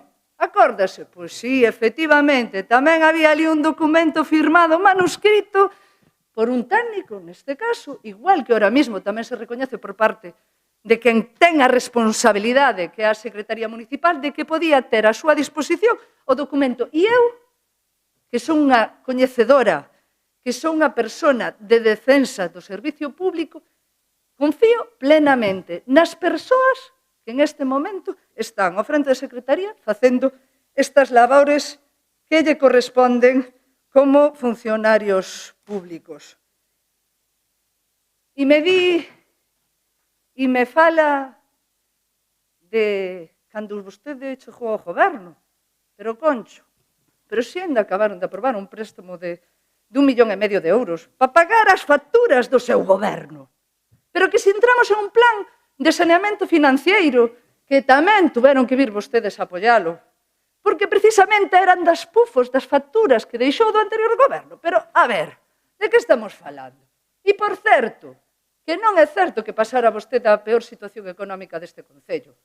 Non é certo, porque no ámbito local, crise económica chegou antes e a caída inmobiliaria dos ingresos inmobiliarios foi antes do ano 2011. Entón, se queremos, facemos un monográfico do que irades. Vimos aquí a falar do que irades, do que pasou a esta legislatura anterior, pero o único que se manifesta cas alegacións que presenta por un lado PP e PP Dieguez é que viñeron a presentalas para torpedear, para ver se lle collían co pé cambiado o goberno municipal e non entraba en vigor o presuposto municipal deste ano. Vamos, sabe todo o mundo como estades e a min é unha cuestión que é problema voso, pero non veñades cas vosas liortas internas ao salón de plenos que aquí vimos a falar dos problemas de Boiro e vimos a falar de como solucionar os problemas de Boiro. E, por outra parte, a ver se vostede chega a durar tantos anos como concellera desta corporación, pois que a trayectoria política que eu tuve. Moitas gracias, señora Torrado. Señora Suárez, segundo turno. Sí. Señor Ruiz, ten a palabra. Segundo turno. Bueno, eu simplemente agradecer os apoios que aquí se teñen manifestado a esta aprobación definitiva do orzamento. Un orzamento que nace hoxe para vivir pouco tempo, si é verdad, pero isto vai nos permitir comenzar o ano novo pois cunha prórroga dun novo orzamento distinto ao que tiñamos do ano 19 do Partido Popular e con eso pois facer as políticas que queremos sacar adiante, que queremos levar a cabo na mellora dos servicios para os nosos veciños e, sobre todo, na mellora das persoas que máis necesitan de nós, cun aumento moi significativo en cuanto aos servicios sociales e a partida económica que en estes orzamentos se dedica a eso. A máis agradecer outra vez o apoio ao mesmo e confiar en que sea este orzamento unha ferramenta en beneficio dos nosos veciños. Moitas gracias, señor Ruiz. Segundo turno. Muchas gracias, señor presidente. Bueno, vamos a ir aclarando cosas. Ya que dio datos, vamos a empezar por datos. 1,5 millones que hemos dejado de pufos. Mire usted. Usted a proveedores nos dejó 11 millones. 11 millones. No lo digo muy alto, porque es increíble. Y tiene aún la cara de decirme que nosotros dejamos 1,5 millones. Pero usted lo cuenta siempre la parte del tema que le interese. Mire, sí, había 1,5 millones. No había 1,5 millones, Non tuveron que ir nin ao plan de proveedores aos 6 meses, home. Que foron todos os concellos de España que lle quedou crédito. A ver, señor presidente, mire, cuando era portavoz del equipo de gobierno, había un deporte en esta corporación que era interrumpirme a mí cuando hablaba. Usted ve que yo procuro ser cortés con todos y no interrumpir a nadie. Entonces me gustaría que entiendan que sean igual de respetuosos que soy yo con los demás. Miren, vamos a hablar de ese tema porque estamos en el tema, como dice usted, de los presupuestos. Y además, le voy a dar hoy la posibilidad de hablar de presupuestos y de todo eso que usted dice. Nosotros no dejamos 1,5 millones porque el préstamo de 1,5 millones, si usted ve el expediente, que debería tenerlo, no solo va en las facturas que nosotros dejamos pendientes, ¿vale?, sino que van también unas obras que este equipo de gobierno consideraba prioritarias e incorporó. Sí, unos gastos. Mire usted el expediente de ese préstamo de 1,5 millones. Sí, repáselo. No recuerdo yo ahora de memoria, pero me consta que había algunas partidas. Vale. Pero mire, si usted coge el remanente de tesorería, ese año está en 1.500.000 y pico euros. Hombre, parece que da cobertura. Claro, si se hubiese generado crédito, usted entiende, ya que hablamos de términos técnicos, a lo mejor se daría cobertura, no sería necesidad de ese préstamo. Pero lo fácil en aquel momento era pedir un préstamo y políticamente quedaba muy bien diciendo nos han dejado 1,5 millones de facturas. Mire, 1,5 millones de facturas en ese momento, que es a mitad de legislatura, para un ayuntamiento del tamaño de Boiro, usted y yo lo sabemos, o deberíamos saberlo, yo por lo menos lo sé, no es un problema. El problema eran los 11 millones. Más los 11 millones en el momento que cogíamos nosotros el ayuntamiento, que no había dinero en ningún sitio, de ninguna administración que echar mano. Pero mire, usted dice que no fuimos el pago a proveedores. No, mire, nosotros no fuimos el pago a proveedores por dos razones. Nosotros teníamos en aquel momento, usted bien lo sabe, una interventora hostil en ese sentido y informaba que ella entendía que no debíamos ir. Bueno, nosotros y tal, y entre otras cosas nos decía que en principio se decía que aquel pago a proveedores, en principio se decía que aquellos ayuntamientos que se acogieran al pago a proveedores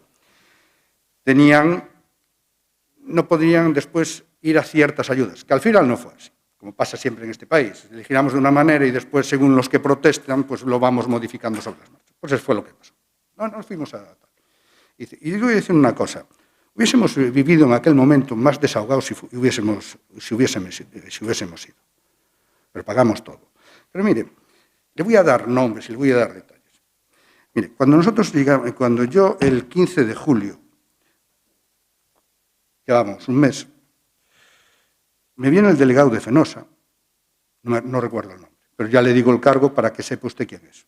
Y mañana, si miento, le dirá tal. Se me presenta en mi despacho y me dice que me viene a cortar la luz del pueblo, de los edificios públicos y demás, porque debemos 600.000 euros. No el PP de Boiro, debe el Concello de Boiro, 600.000 euros en luz. ¿Sabe cuál fue mi contestación en aquel momento? La verdad que no sabía qué decirle. Y se me ocurrió decirle, y esto es verídico, decirle, hombre, mire, nosotros hacía un mes que habíamos tomado posesión, háganos las cuentas de este mes, que no sé si la pagaremos a escote del señor alcalde y yo, porque no sé qué vamos a hacer con el resto, porque en tesorería no hay dinero, no sé si al hombre le hizo gracia o se apiadó de mí, y me dijo, bueno, volveré para finales de septiembre. Y dije, va a ser mejor, a ver si podemos ir buscándole de alguna manera. Eso es parte de lo que heredamos de usted. Mire, en un solo proveedor, 600.000 euros. Se nos reclama en aquel momento, en esos días, porque cuando llegamos nos pasan a hablar una serie de proveedores, reclamándonos. Le voy a decir otro proveedor local. La gasolinera. Se le debían 50.000 euros de gasolina. Bueno, supongo que será de gasolina, gasólita, bueno, de combustibles. ¿Cómo hacemos para pagarle a este hombre? 50.000 euros, Usted fíjese que para mí 50.000 euros en aquel momento hasta era un problema. 50.000 euros. ¿Sabe lo que pensaba yo en ese momento? Bueno, la policía tendrá que patrullar andando, los de obras que hagan lo que puedan, y solo me preocupaba recoger la basura, si me cerraban el suministro de gasolina. ¿Quiere que siga? Si quiere le digo lo que dejaron sin pagar de arriba del vivero de empresas. Eso que fueron a inaugurar tan rápido y corriendo. Sí. De las maquinitas que hay allí. Pregunte, estos días usted que tiene acceso, pregunte lo que se debía. Pregunte. 120.000 euros. Pero lo peor no es que ya se debiera. Lo peor es que cuando nosotros vamos a mirar eso que inauguraron a Volvo y Platillo, ese gobierno de que usted formaba parte, y de su trayectoria política, las campanas, bueno, estaban colgadas, gracias, menos mal. Los fogones no tenían las conexiones de gas, etcétera. ¿Quiere que le diga para que vea que tuve mucho tiempo, Y sabe usted que yo tengo un defecto, que es que cuando me aburro me pongo a leer expedientes, sobre todo expedientes que no conoce nadie, ¿no? ¿Quiere que le hable de las placas solares de arriba del vivero de empresas? Tiene un reparo suspensivo de esa misma interventora, que tenía que haber levantado este pleno. Nunca aquí este pleno llegó. Yo formaba parte de la oposición, por eso lo digo. Pídalo, compruébelo. Y me viene usted a hablar que nosotros... No, mire, usted, no le voy a decir que no, porque evidentemente algunas obras que se habían pedido, algunas promociones no se realizaron y pidieron la devolución de ICIO y de las tasas correspondientes. No, pero mire, decir que nosotros no sufrimos la peor situación económica de de este país para un ayuntamiento es muy atrevido. Nosotros, la primera vez que incumplimos la regla de gasto fue debido a esas devoluciones. Y se lo dije aquí, se lo expliqué, le hice los números sobre la marcha. Y no pasa absolutamente nada. Regla de gasto que hoy está suspendida, ¿verdad? Que usted sufrió, no sé si llegó a sufrir en el último año, tener que estar, no me acuerdo, ¿eh? Me va a perdonar por no tener la memoria que tiene usted, no lo recuerdo. Yo me acuerdo cómo se presupuestaba cuando usted era concejala de Facenda. Para este poñe que va a vivir de aquí tanto, para que de aquí va a vivir tanto, de aquí va a vivir tanto y tal. Pero nosotros nos obligaban a tener que las subvenciones, lo que decíamos que iba a venir de la Xunta, estuviera confirmado. Se nos ponían limitaciones al gasto. Eso no lo sufrió. Todos los primeros años. Que aquello fue una verbena. Le digo que le envidio, haber no sido yo concejal de Facenda en aquel momento. ¿Qué pasa? Para hacerle una estatua al concejal de Facenda en aquel momento, lo que pasa es que fue usted. Ese fue el problema. Bueno. No se podía pagar en las escuelas municipales, los monitores, luz. Mire, ¿qué quiere que le cuente? La situación era tristísima. Pero mire, que no tiene que ver con presupuesto. Era tan triste que había que derribar un edificio. El edificio Obreiro. El 1 de agosto. El 1 de agosto, mes y medio desde que tomáramos posesión, nos llega un acto judicial que nos ordena derribar un edificio, el edificio Obreiro, de una sentencia que era firme en noviembre del 2019. Sentencia que aquí nadie sabía nada de ella. Nos obligó a buscar un abogado, presentar un recurso, etcétera, etcétera. Conseguimos que no se derribara el edificio. Creo que hace poco ha sido confirmado que ya está el tema resuelto. Y me quiere decir que nosotros, nada. Mire, no le recomiendo a nadie entrar en política si sufre, lo que nosotros sufrimos en aquel momento. Esto era un páramo, era un auténtico páramo. La señora interventora, nosotros le dijimos que queríamos hacer una auditoría. Primero nos dijo cómo la íbamos a pagar. Ya nos animaba. Pero a la semana de estar en el ayuntamiento, en el despacho del señor alcalde, el señor alcalde y a mí nos dice que no podía garantizar el pago de las nóminas de septiembre. Y usted me viene a mí a hablar de que nosotros dejamos 1,5 millones de no sé qué, tal, cuando el remanente de tesorería de ese año cubre más que suficiente eso. Hombre, por favor, señor Adores, por favor. Fue 8 años. Pero mire, lo hicimos tan mal, usted que me hablaba de eso de las alegaciones por detrás y tal, mira, lo hicimos tan mal. ¿Usted se acuerda cuando nosotros cambiamos el pago del IBI? Adelantamos el pago del IBI, que a usted le habían informado que cuando nosotros lo colocamos era el momento de haberlo hecho, porque ahorrábamos en intereses, como así ha quedado demostrado con el paso de los años, que no lo ha tocado nadie, y lo fraccionamos en 3 veces sin intereses. ¿Se acuerda? Busque su intervención en aquel pleno. Vaya, parece que los concejales del PP, de Facenda,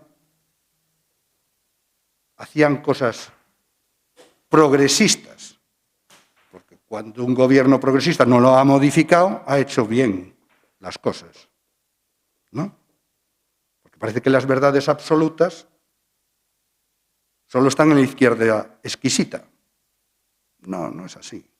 Nosotros trabajamos con los mimbres que nos dejaron con aquel burat. Mire, usted habla de empichadores y demás. Mire, nosotros empichamos en aquella época porque la situación de las carreteras y lo que nos demandaba los vecinos era que pusiéramos las vías de acceso a sus viviendas en la mejor manera posible. Nosotros empichamos ciertas zonas que había más de 30 años que no veían ni una gota de asfalto. ¿Quiere que le hable del alcantarillado? Pues eso fue lo que hicimos nosotros. Usted no tuvo ni la gallardía ni tan siquiera de abstenerse en ningún presupuesto. Pero mire, el presupuesto del 2019... Vaya finalizando, señor García Diego. Señor presidente, me gustaría que... Le hago usted de 13 minutos. ¿Me permite hablar? Termine 2 minutos. Me gustaría, señor presidente, que cuando cualquier compañero de corporación se alargue en su intervención, tenga la misma consideración que tiene usted hacia mí. Siempre.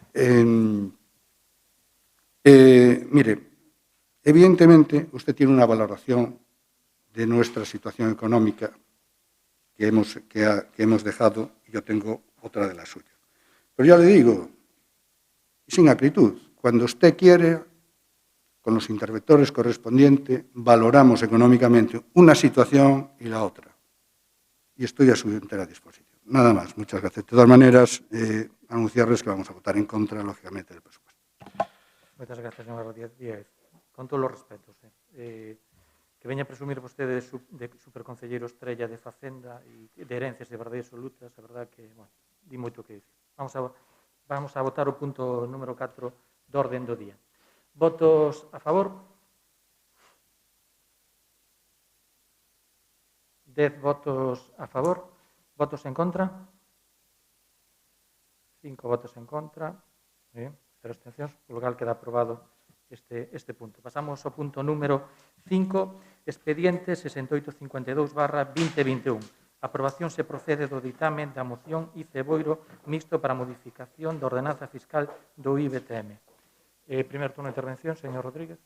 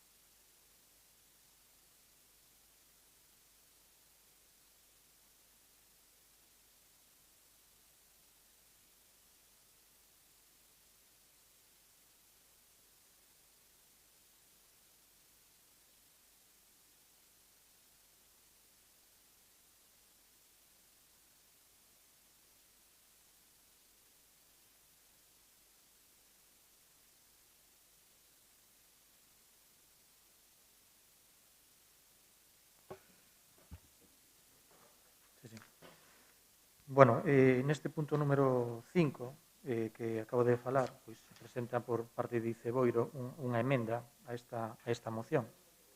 Perdón, de Boiro Novo, perdón. De Boiro Novo. Entonces, se queren, damos 2 minutos para que a lean e votamos a emenda. Ou explica, si, mellor explica, sí. Ten a palabra. Bueno, pois a emenda que plantexo a moción que se presenta polo grupo dice Boiro é relacionada coa proposta que eles fan, pois, que plantean a entrada en vigor desa modificación da ordenanza do IVTM para o ano 2022. Algo que sería imposible que se pudera acordar e aprobar con efectos do ano 2022.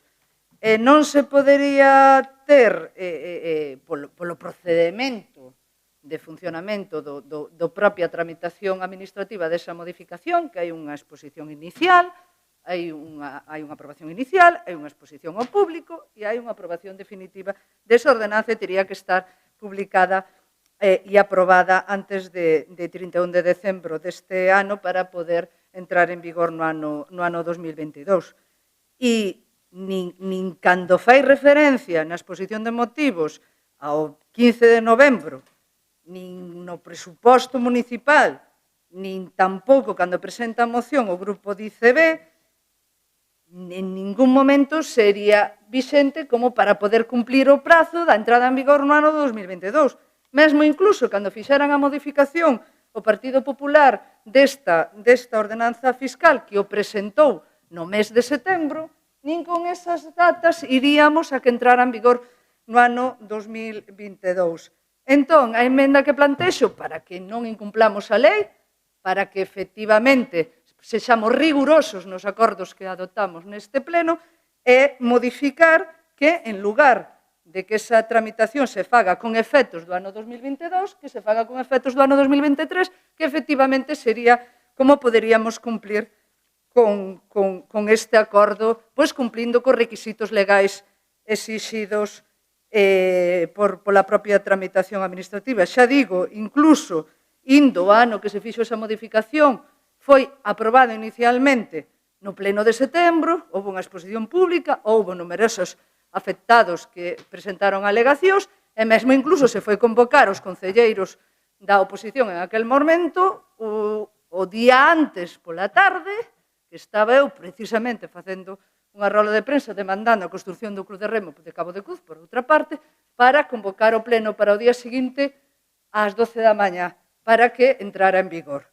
Entrando a tramitación, pois xa digo, no mes de setembro. Entón, como é imposible poder cumplir cos plazos que establece esta moción, pois plantexo esta emenda de cara ao ano 2023. Moi ben, moitas gracias. Pois vamos a votar a emenda. Votos a favor da emenda. 7 votos a favor. Votos en contra. 6 en contra. Abstencións. 2. Polo cal queda aprobada a emenda. Entón, pasamos a debatir a emenda. Primer turno de intervención, señor Rodríguez, ten a palabra.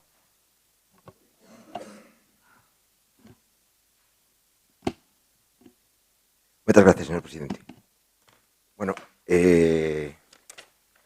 realmente, a estas alturas, sen perxuicio do grado de cumplimento ou incumplimento do PSOE en materia de exencións fiscais, nos instámolos a modificar a moción, tendo en conta que non é posible o seu cumplimento técnicamente en base á lei reguladora de bases de réxime local.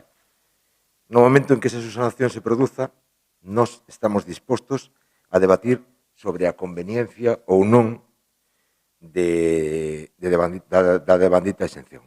Moitas gracias. Moi ben. Señor Antonio García, ten a palabra.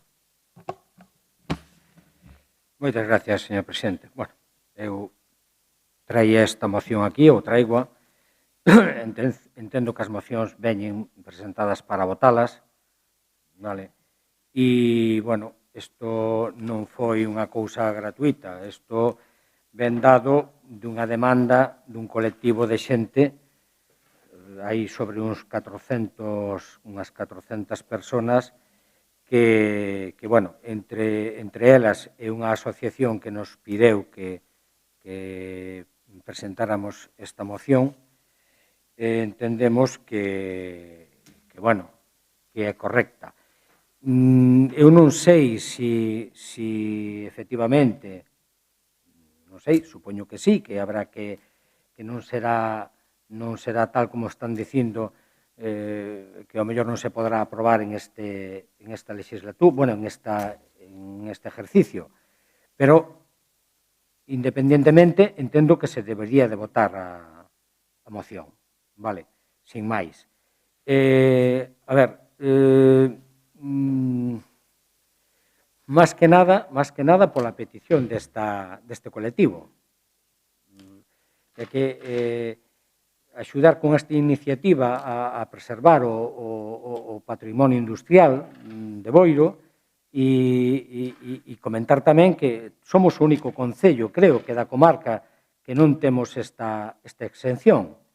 Entonces, home, non sei se con estas historias que vimos á última hora, pois tal, eu quixera seguir adiante con ela. Simplemente. É que seguimos adiante con ela, pero simplemente se cambia para que poda levarse a cabo, por eso ven a emenda. Porque non se podría levar a cabo. Entonces, é que vai para adiante, polo que vexo. Vale, Non sei se entendeu por cal ven a emenda. A emenda ven para poder levar a súa moción a cabo, pois había que corrixir eso.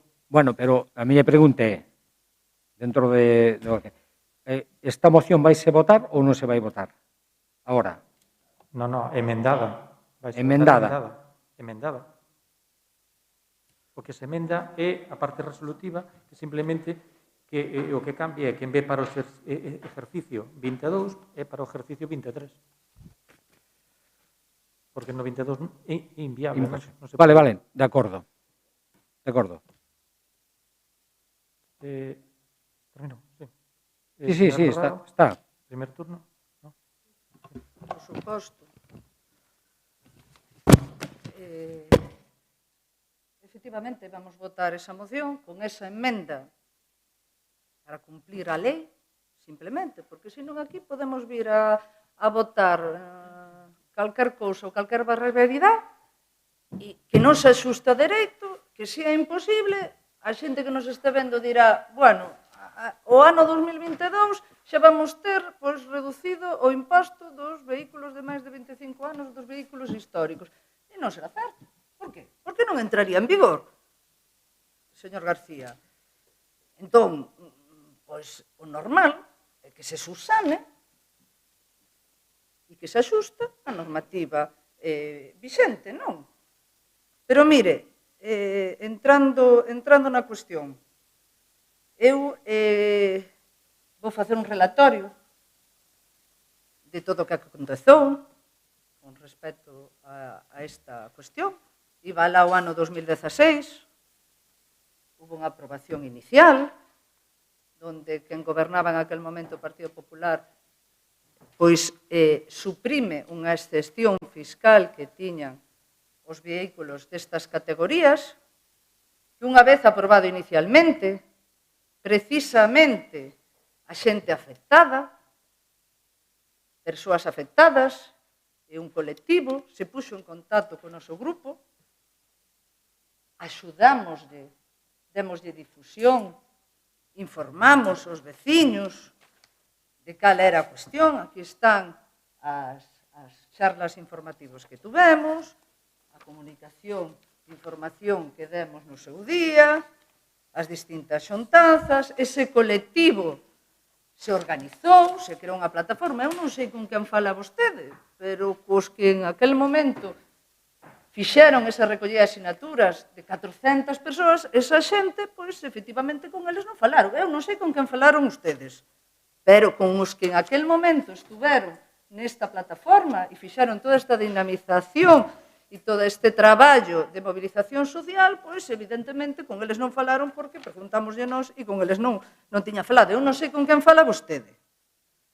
Igual se me escapa e usted agora recolla ou alguén lle diga en algún bar, tomando algún chiquito, oye, mira, retoma esta cuestión que igual aí hai carnaza, non?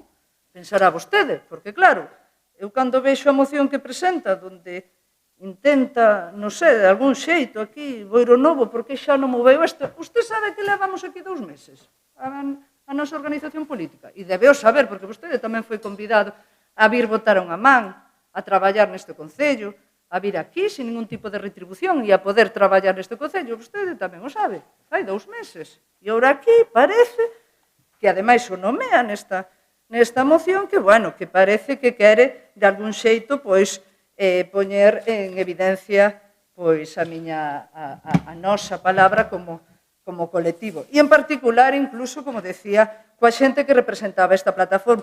Incluso fomos máis alá, pois houve un pleno, houve un ataque tamén en aquel momento contra a participación cidadá, que non se permitiu a toda esta xente que estaba representada a través desa plataforma de que pudera expoñer as súas reclamacións, incluso tende o pedido con antelación, e mesmo despois, pois, efectivamente, decía outro día, para que queríamos o grupo de Boiro Novo, pois, as asignacións de participar nos órganos de goberno, pois, precisamente para eso, para despois ir defender aos veciños, se chega o momento tamén ao xulgado, e precisamente, pois, con esta cuestión. Incluso decía a sentencia, a pesar de que, no fondo, pois, non se dera a razón, e senón por eso, efectivamente, estaba aquí, decía, bueno, pues, aunque es cierto que con la premura de la convocatoria no se respetó lo previsto en el Reglamento de Participación Cidadá e se vulnerou esta cuestión, bueno, pues, de algún xeito non entraron no fondo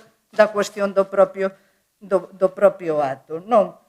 Pois, efectivamente, nós estuvemos facendo un traballo nesta cuestión, de algún xeito, sabe vostede, nos coñecemos desde moitos anos, nos coñecemos de veciños, de amigos, de moitos anos, pero, efectivamente, amiguiños sí, pero a vaquiña polo que vale. E aquí, como os que estamos aquí en política, sin ningún tipo de sueldo, sin ningún tipo de retribución, sino que a única vaquiña que temos pois, é a nosa palabra, pois, efectivamente, que intente, de algún xeito, atacar a palabra desta concelleira nesta moción a 2 meses de estar no goberno, cando vostede podía tamén ser, tamén o convidaba a ser o concelleiro de Facenda e poder facer este cambio, pois, efectivamente, non me pode pois, ser de bo gusto esta cuestión. Sen máis, a nosa vontade de facer ese cambio está aí, estuvo sempre, e, desde logo, pois, para outras cuestións, fale comigo previamente, podemos chegar a un acordo, eu lle podo dicir, bueno, pois estes plazos, estas acciones, podemos falar co resto de concelleiros e concelleiro en particular que ten estas competencias e poder chegar a un acordo sin necesidade de ir despois á prensa intentando decir por aí que cando estábamos en la oposición hacíamos unha cousa e cando estamos no goberno facemos outra. Hombre, pois a verdade non parece razonable despois do que ten traballado esta concelleira e o grupo que represento nesta cuestión durante todo este tempo. Entón, bueno, eu espero que prospere a moción, que se axuste a normativa correspondente e que algo polo que se estuvo traballando, pois, podamos leválo a cabo e representando a esa plataforma ou esas persoas que evidentemente estuvemos no seu lado hasta incluso chegar ao xuzgado cos cartos do propio grupo municipal das asignacións que temos como grupo e por asistir aos distintos órganos de goberno, pois que podamos, de algún xeito, ahora, estando no goberno, facer un cambio nesta cuestión. Moitas gracias, señora Torrado. Señora Suárez, segundo turno. Señor Ruiz. Primer turno. Sí, simplemente aclarar o noso voto a favor da emenda que se presentou e é para que, como xa se explicou, poda salir adiante o proceso que remate con a posta en marcha desa exención para os vehículos. Eu creo que é a primeira vez que se ten dado no pleno, polo menos que a min me conste, que se vota a emenda antes de facer unha explicación dos puntos de cada un.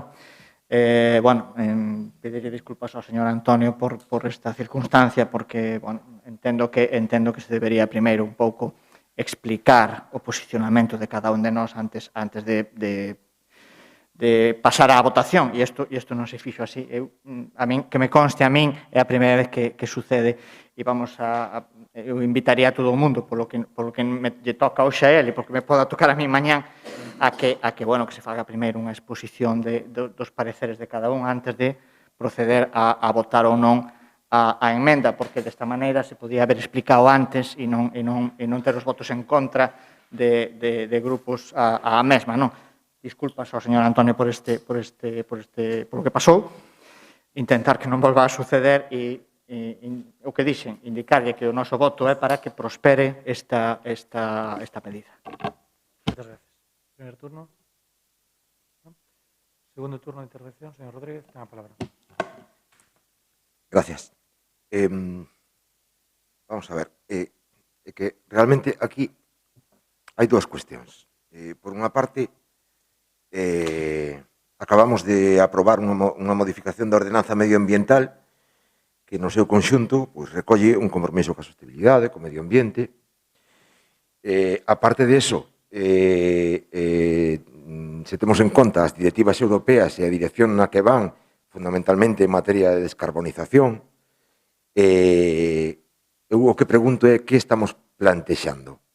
Estamos plantexando a exención de vehículos históricos? Estamos plantexando a exención de clásicos? Que exactamente, Antonio, pregunto directamente, que é o que estamos plantexando? Podo contestar, señor presidente? Sí. Sí. A ver, non estamos facendo a exención de vehículos históricos. Un vehículo histórico non ten nada que ver cun vehículo maior de 25 anos. Vale? Un vehículo histórico ten que pasar unha serie de circunstancias para que así sea tal, e non estamos falando de vehículos históricos. Estamos falando de vehículos maiores de 25 anos. De acordo? Gracias.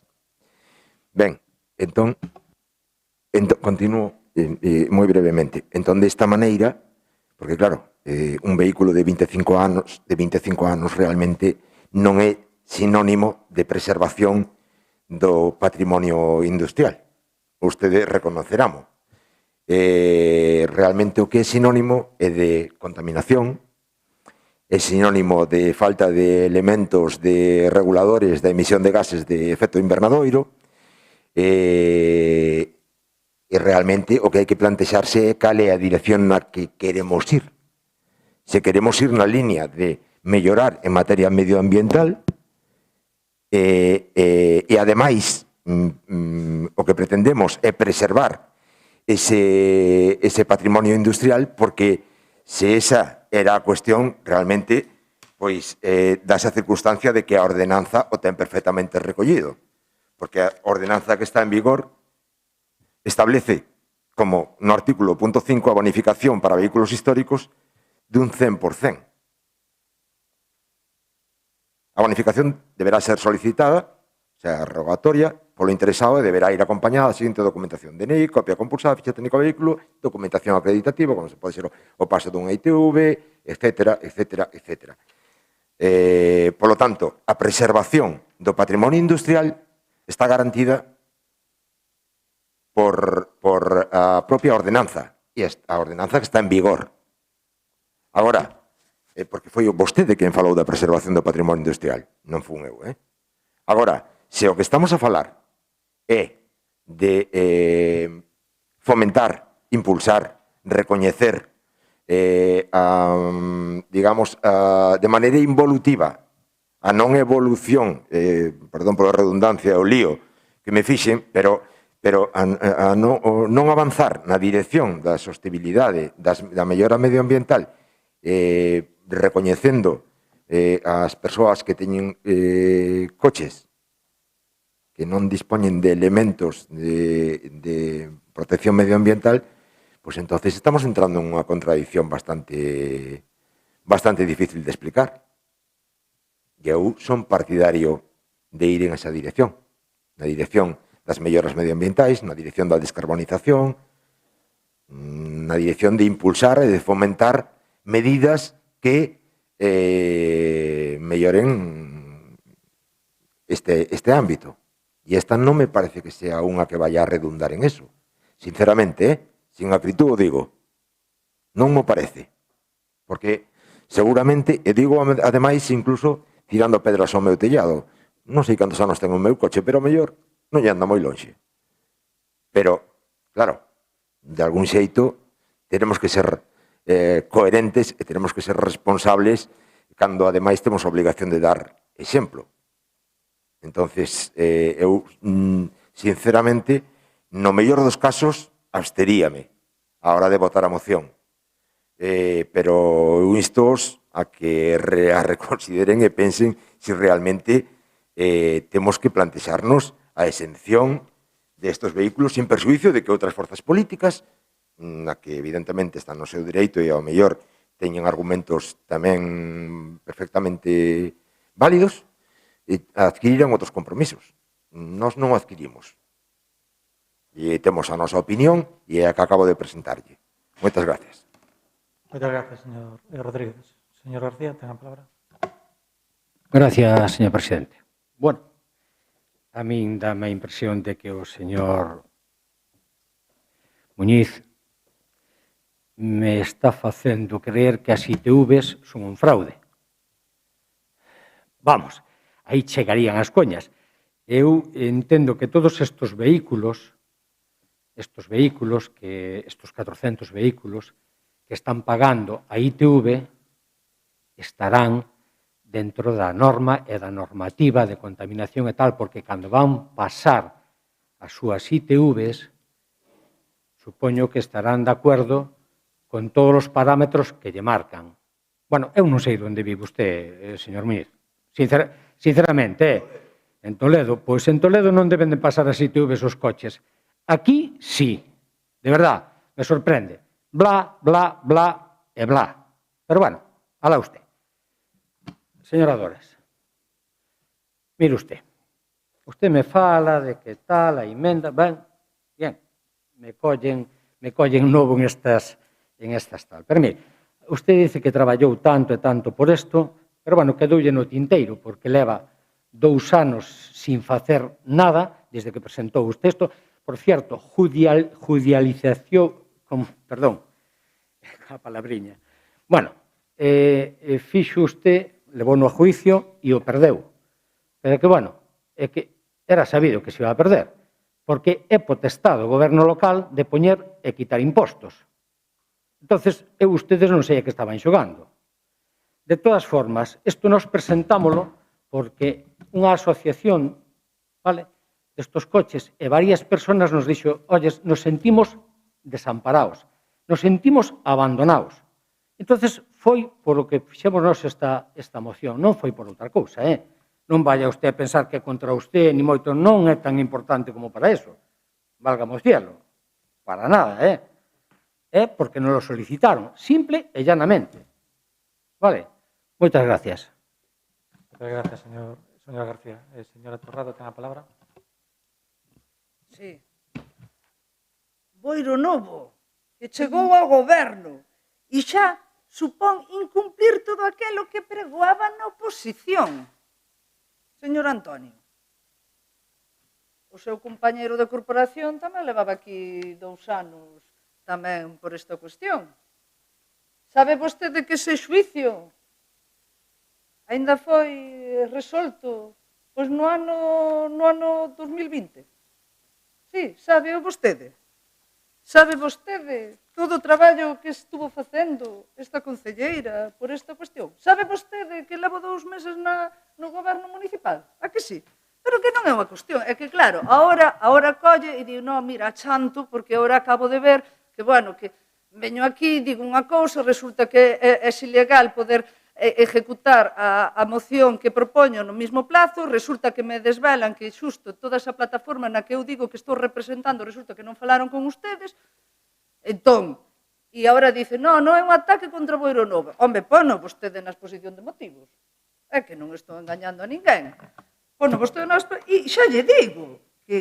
Por alusión, señor alcalde, non dixen que era un ataque contra Boiro Novo, dixen que era un ataque contra usted. Non tragiverse, por favor. Contra usted? Sí. Contra usted? Contra usted. Entón, Boiro Novo, eu non son a representante de Boiro Novo. Antonio, eu non son a representante de Boiro Novo. Penso eu non sei. Igual, agora, de repente, hai outro representante de Boiro Novo que descoñezo. Solo teño un concelleiro, son esta concelleira. Entón, bueno, non me pasa outras cousas que lle pasan no Partido Popular, que tenen que traer 2 mocións, 2 alegacións ao pleno. Neste caso, pois mira, tócalle cando vostede di a Boiro Novo e di que acabo de incumplir estando no goberno, home, Ni o día que entrara no goberno trouxera a moción para presentar entraba en vigor no ano 2022, pero si estamos de acordo no fondo.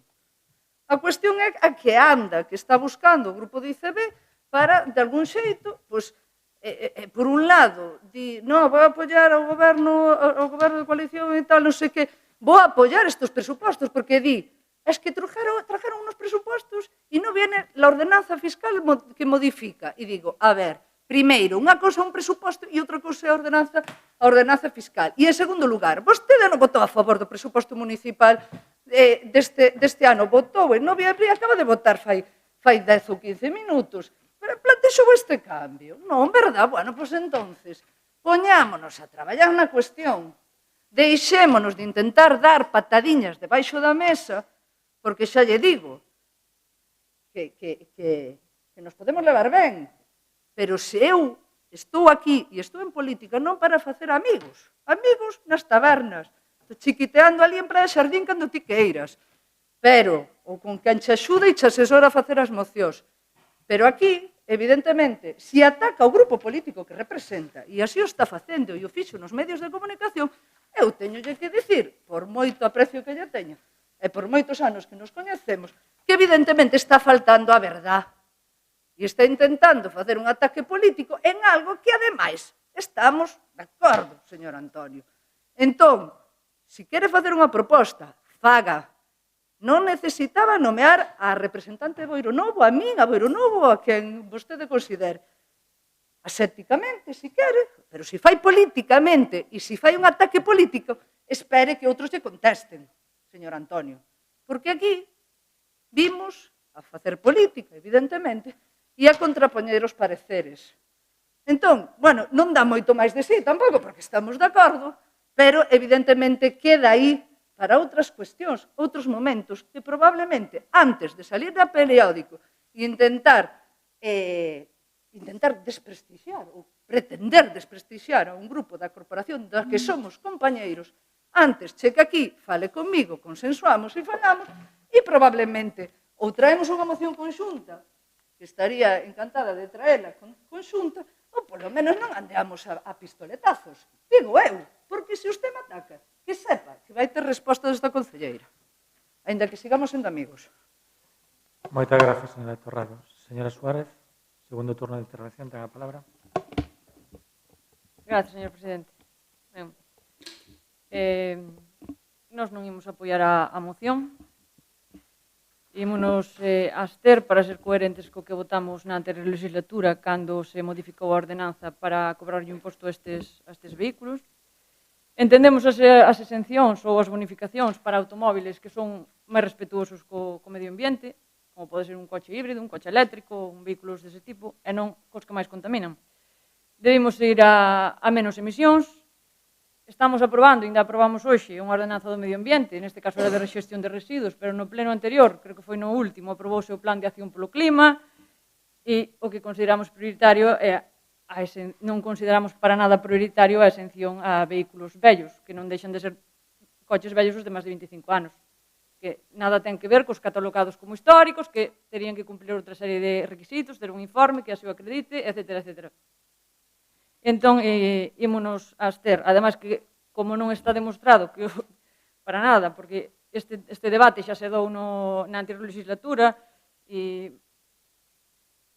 non vemos que dea para moito, porque incluso había vehículos, algún camión que estaba dedicándose á actividade económica e estaba exento de pagar o imposto, non lle vemos moito sentido. Despois hai propietarios de vehículos de máis de 25 anos, como son motos, que na miña casa hai varias, non quero dicir que os propietarios desas motos non poidan pagar, que pagan ao ano, non sei se son 7 ou 9 euros, a ver.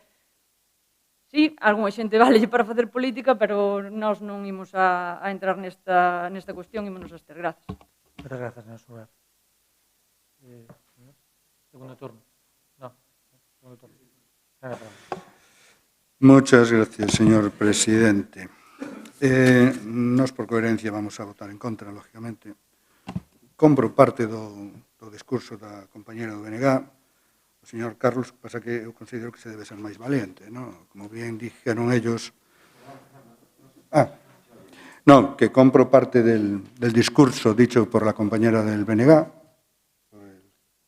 que has dicho tú, pero yo creo que hay que ser valientes, ¿no? Es decir, nosotros en su momento planteamos el tema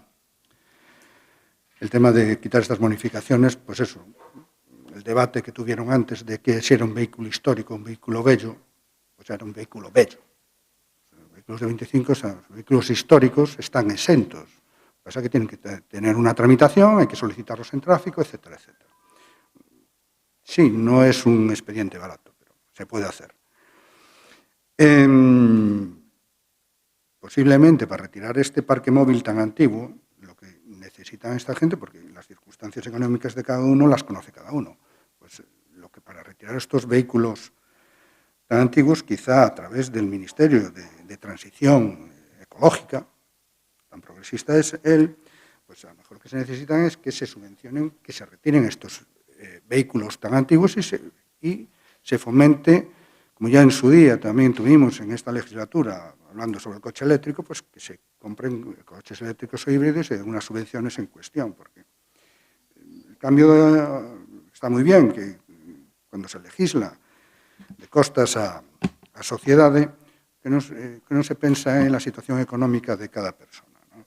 Entonces, está moi bien el coche eléctrico, está moi bien todo eso, pero a liberdade que supuxo o utilitario, o coche, ou a accesibilidade aos vehículos a sociedade en general, pode volver a retraerse no momento de que se nos obligue a todos, como parece ser que se quiere hacer, a que desaparezcan los vehículos de gasolina y de gasoil, ¿no? Y que pasemos todos los eléctricos, porque son todos muy costosos y no todo el mundo va a poder acceder a ellos. Pues quizá el planteamiento sea ese. Acabamos de aprobar un anteproyecto de una normativa, de una ordenanza, perdón, de medio ambiente, y ahora vamos a votar por un tema para favorecer, como bien que no lo dice este concejal, que lo han dicho concejales tanto del BNG como el señor Carlos Muñiz, de que van un poco contra esa ordenanza. Ya le digo entre comillas, no me entiendo que para un artículo determinado. Pues yo creo que hay que ser un poco valientes en ese sentido. Nosotros lo fuimos en su momento, fuimos criticados y todo eso, y lo hicimos con ese ánimo, y no queríamos con eso ponernos la bandera de ser más verdes, menos verdes o de colorines. No, mire, creíamos que era el momento, y como usted bien dijo, lo que no puede ser es que había camiones de más de 25 años que estaban realizando una actividad económica y que no pagaban el IVTM. A mí me parecía abusivo, me parecía y me sigue pareciendo abusivo.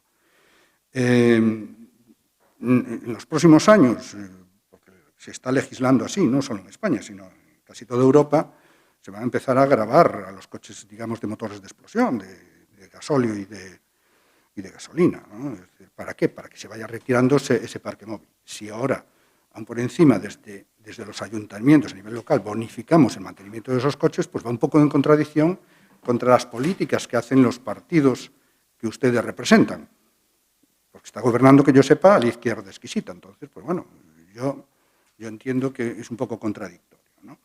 Pero bueno, nosotros ya le digo que por coherencia fuimos quien retiramos esa bonificación y en el mismo sentido respetamos el posicionamiento de cada uno, pero ustedes tienen que entender que nosotros, con los argumentos que ustedes mismos han dado, y que nosotros ya en aquel momento aceptábamos, votemos en contra. Muchas gracias.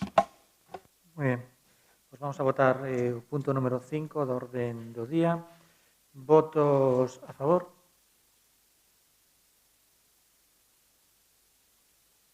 Sete votos a favor. Votos en contra.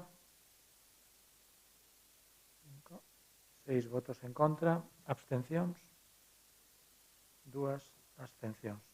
Moi ben. Queda aprobado esta medida. Moi ben, pasamos ao punto número 6, é o expediente 6853/2021, aprobación se procede do ditame da moción do Grupo Municipal do BNG sobre o estado das obras de ampliación da estrada de Neixón. Empezamos primer turno. Señor García, primer turno. Dores. Señora Suárez, ten a palabra. Gracias, señor presidente.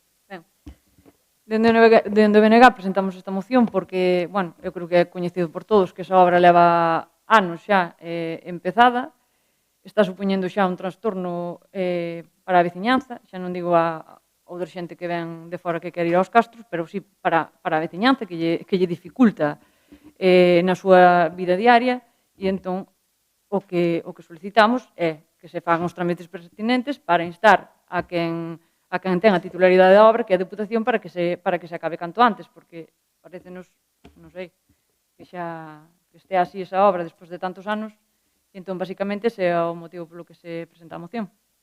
Ben, moitas gracias. Primer turno, señor Fernando García Díaz.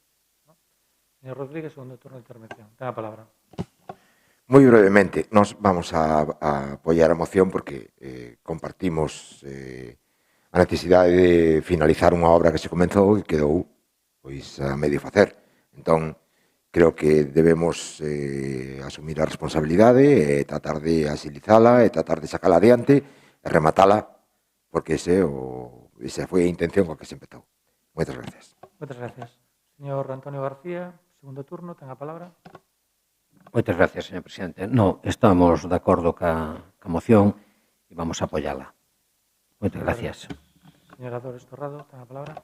Bueno, pois vai ao tirón de orellas para a Diputación Provincial e os grupos que forman parte da Diputación. Quero decir que, nese sentido, creo que así como outras veces, pois levamos nós os tiróns de orellas na propia corporación municipal, bueno, pois que esta corporación, que a de Boiro, pois que lle vai a tirar as orellas ali a Diputación, pois xa vai sendo hora, non, de que estas obras, que además están supoñendo un incordio importantísimo para os veciños e as veciñas desa zona, bueno, pois que de algún xeito, pois con independencia de quenes sean os grupos políticos que gobernan na Diputación Provincial, que se demostre claramente o rexeitamento da Corporación Municipal a actuación ou a desactuación ou a deixadez ou o desleixo total e absoluto que está tendo pois, a Diputación Provincial neste caso e en concreto cos veciños e os veciñas da zona, non? Entón, pois, evidentemente, imos apoiar a moción. Moitas gracias. Está, Luis. Gracias, señor presidente. Nós tamén vamos a apoiar a moción. Bueno, indicar que nos sentimos perjudicados xa como Concello. Son obras que está a levar a cabo a Diputación en este Concello, donde nos, bueno, pues perdemos un pouco o control porque a licitación están a levar eles. Nos consta que están poñendo todo o interés pola súa parte, a veces a tramitación administrativa, a xestión pública das obras, pues nos leva a circunstancias como as que se están dando, cunha empresa que se presenta que acada as obras de licitación con unha rebaixa, creo recordar, que era en torno ao 30%, bueno, donde non entra en baixa temeraria, leva a licitación, comeza cas obras e chega un momento onde lle di que hai uns defectos no propio proxecto que lle impiden continuar cas mesmas, comeza un proceso de reclamacións e de modificacións de proxectos que paraliza completamente as obras, logo solicita a licitación, que se acabe co contrato porque, bueno, entende que non pode levar a cabo o mesmo, que non lle é viable facelo en base ao proxecto que se había presentado e que había sacado a licitación. Bueno, todo isto acaba ten como resultado unhas obras que están perjudicando aos nosos veciños, que levan paradas xa moitísimo tempo, que se en algún momento por parte da Diputación se tuvo pouca atención con elas, sempre estuvemos nos aquí para recordarlle a premura que tiñan esas obras, desde o primeiro momento, desde que empezamos a ter coñecemento de que había problemas nas mesmas, sempre estuvemos insistindo en que había que prestar atención a elas. Desde a Diputación nos consta que nos indican que nos próximos meses se lle dará traslado a outra empresa desas obras e con eso poñerán en marcha de novo as mesmas, e a nós, tanto en este caso o Bloque como a PSOE, como Goberno na Diputación, nos toca, bueno, pues pedirlle aos nosos compañeiros que non deixen de lado estas obras que son moi necesarias, que están causando un prexuicio, como digo, a nós, aos nosos veciños, e bueno, que intenten arreglalo o máis rápido posible. É algo que estamos demandando, que o fixamos do primeiro momento, como digo, e que non vamos a parar de facelo nos meses que queden hasta que rematen as obras. Disculpas aos veciños pola circunstancia que están a pasar, e o que digo, vamos a seguir traballando e insistindo en que eso se arranxe o máis rápido posible. Moitas gracias. Segundo turno de intervención. Muchas gracias. Nos vamos a votar a favor da moción. Esta obra leva 12 anos, se non debe estar en eles. Creo que o Escorial, pouco máis ou menos, debe ser tal. A ver, yo recordo que va para 12 anos por unha razón, porque estábamos nos gobernando e mandáramos unha carta porque nos notificou en aquel momento el presidente da Diputación, Diego Calvo, nos notificó que se iba a iniciar la obra, que estaba proyectada y todo eso, y nosotros le mandamos una carta a los vecinos informándoles que nos gustaría, si aquellos tenían previsto hacer alguna conexión de agua y demás, porque normalmente usted, señor Luis, lo estará sufriendo como concejal de obras. Siempre que se falta una carretera, al día siguiente a alguien se le ocurre que tiene que cortar la carretera. Créame que es un mal que sufren todos los concejales de obras. Es decir, te acaba de asfaltar una carretera y al día siguiente el vecino de turno le dice que tiene que cortar la carretera para hacer algún enganche. Entonces nosotros mandáramos una carta pidiendo, oiga, miren, nos comunica esto la Diputación, va a pasar esto, oiga, si quieren hacer un enganche, solicito la mayor brevedad para tal. ¿Qué quiere que le diga? Y me acuerdo porque hubo un vecino que vino a protestar y, bueno, estamos mintiendo, no, mire, es que le tuvimos que enseñar la carta de Diputación, mire, es que esto es lo que nos dice, nosotros le trasladamos esto, no se lo decimos con tal, y es por esto. Y por eso yo, cuando venga el señor Formoso, estuvo aquí el otro día, pues se lo recuerden, o por lo menos acérquenlo allí y que vea la realidad de la situación, ¿no? Es decir, ¿que pasan esas cosas en los procedimientos administrativos? Sí. ¿Que no es normal tantos años? También. Esa es la realidad. Nada más. Muchas gracias. Muchas gracias. Nada, simplemente comentarlle que por parte deste goberno non hubo desidia en ningún momento e se estuvo encima, durante estes 2 anos, encima desa obra e chamando, lle podo dicir, casi todos os meses. Pero, bueno, o que decía o concelleiro de obras, pois os trámites administrativos son os que son e que lle podo dicir que se está traballando e en ello. Moitas gracias. Pasamos a votación deste punto número 6 da orden do día. Votos a favor. 15 votos a favor, 0 en contra, 0 abstencións, polo cal queda aprobado este punto número 6 da orde do día. Bueno, pois se hai algún grupo que desexa poñer unha moción de urxencia, ¿no? Vale. Actividade de control, dar conta da resolución da alcaldía e robos e preguntas. Sí, señor García. Ten a palabra. Gracias, señor alcalde. Hola. Sí, moitas gracias. Quería preguntar por que non se remata o paseo do río Coroña á altura do Touliña pola parte de atrás. E, bueno, vexo que se cambiaron todos os brazos e as luminarias de Praia Xardín. Ali, que eu quería saber, bueno, o das luminarias entendo, pero o dos brazos, quería preguntar por que se cambiaron e que se fixeron cos vellos. E outra pregunta que me fan, hai un sector aquí arriba encima de Vila, aí en frente bueno, por a zona onde está Barcala, Agropose, bueno, eses negocios. O ano pasado aí sufreuse un accidente cos adornos navideños, non? Parece ser que o vento tirou aí unhas luces que estaban postas e todo eso, non? E este ano parece ser que irían poñelas no mesmo sitio e houve aí xente que protestou. E aquilo parece ser que quedou desangelado. Entonces, bueno, aquel parque que está ali, que me dicen a ver por que non se adornou de alguna maneira, porque hai vivindo un montón de nenos por ali, e eso.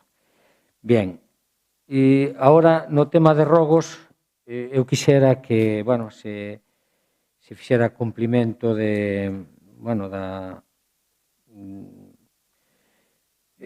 nós habíamos presentado unha moción para pintar a Casa da Cultura e quixéramos saber por que, bueno, quixéramos que se pintara, que foi aprobada en pleno, non?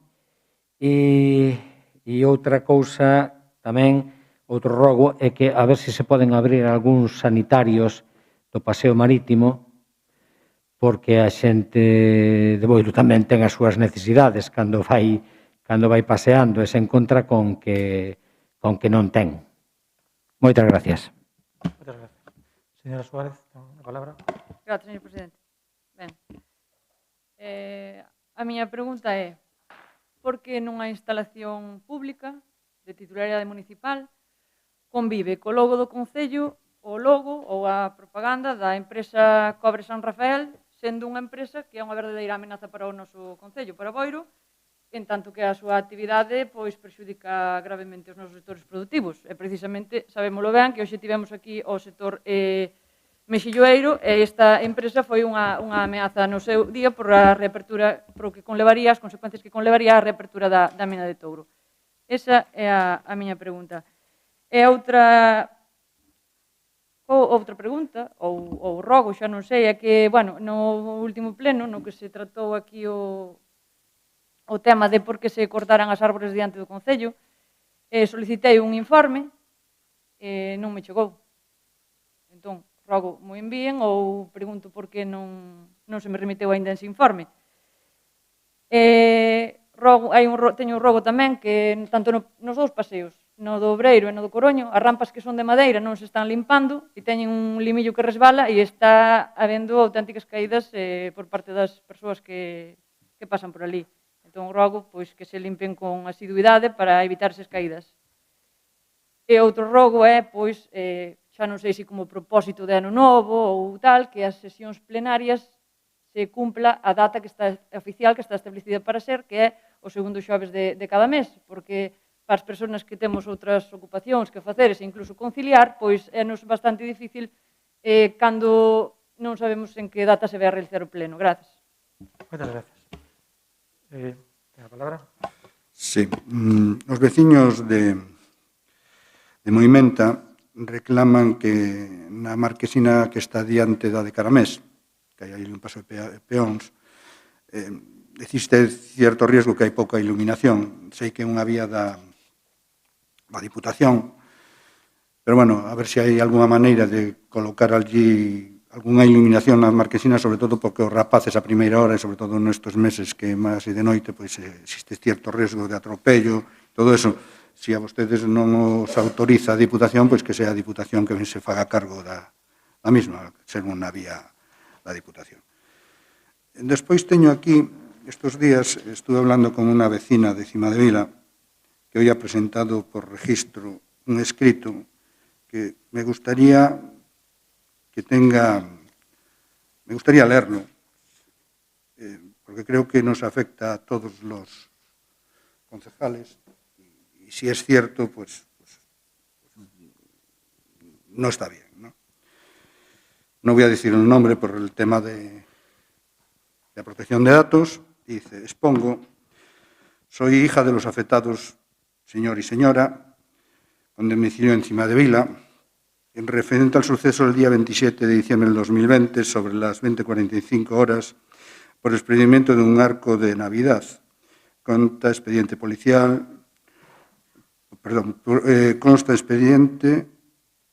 local 5992/2020, AP 722/2020. En marzo de ese año se habló con el alcalde y segundo teniente alcalde sobre ese suceso y avisando que en el mes de enero del mismo año, por los fuertes vientos, se descolgó el portal de fuera de la casa y en febrero arrancaron de raíz un árbol en la zona ajardinada delante de la casa.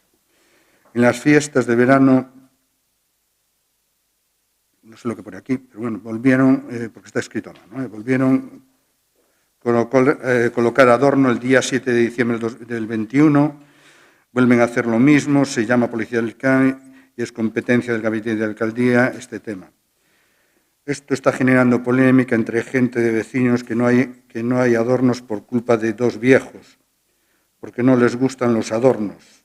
Basta ya de tanto abuso, ridículo y falta de educación, porque hay puntos donde se pueden poner sin ocasionar problemas y a mis padres les gustan los adornos igual que a los demás. Ruego una solución y no enganchar los adornos al alambre que sale de la cometida, de la corriente que entra para la casa, que está sujeto a la cornisa de la casa. Parece ser que incluso el día que cayó el famoso adorno arrancó parte de la cornisa y todo eso. Desconozco el resto, sí les digo que hay posibilidades de colocar adornos, hay farolas públicas de adornos de estos que se adosan a las farolas sin necesidad de perjudicar. Y, hombre, yo no sé, espero que no sea cierto que desde el propio Concello se diga que no hay adornos en esa zona por parte de estas dos personas. Yo entiendo que es una mala interpretación y que, bueno, si no ha habido los adornos, pues porque no llegaron, por las necesidades que fueran, o no había partido presupuestario, etc. Quiero entender que es por esa razón. Entonces, bueno, yo les rogaría que atendieran a estos vecinos a la mayor brevedad. Creo que tienen algún problema aún con el famoso enganche donde se enganchaba el tal y tienen problemas incluso que se les va la luz y demás. Les rogaría que los atendieran a la mayor brevedad. Vale. También les rogaría, ya que en este pleno salió el tema de la disposición de los que están los documentos en secretaría, una comisión informativa que fue convocada, creo que fuera para el viernes, 8, 9, 10, creo que para el 10, no, me parece que era el 10, o para el lunes siguiente, que el 10 era viernes, no recuerdo exactamente, de hora del principio del mes de diciembre. Creo que el señor secretario, fui yo a secretaría, vine el martes, que yo no había nadie, no me pudieron poner a mi disposición los documentos que están en secretaría. Y vine el jueves en cuestión, estaba otro concejal de la corporación delante. Sí, se me dijeron que estaban en secretaría, pero se me enviaron después. Por eso la disposición de los concejales, no sé, depende del color de los concejales. Nada más. Gracias. Muchas gracias. Damos finalizado este pleno. Muchas gracias.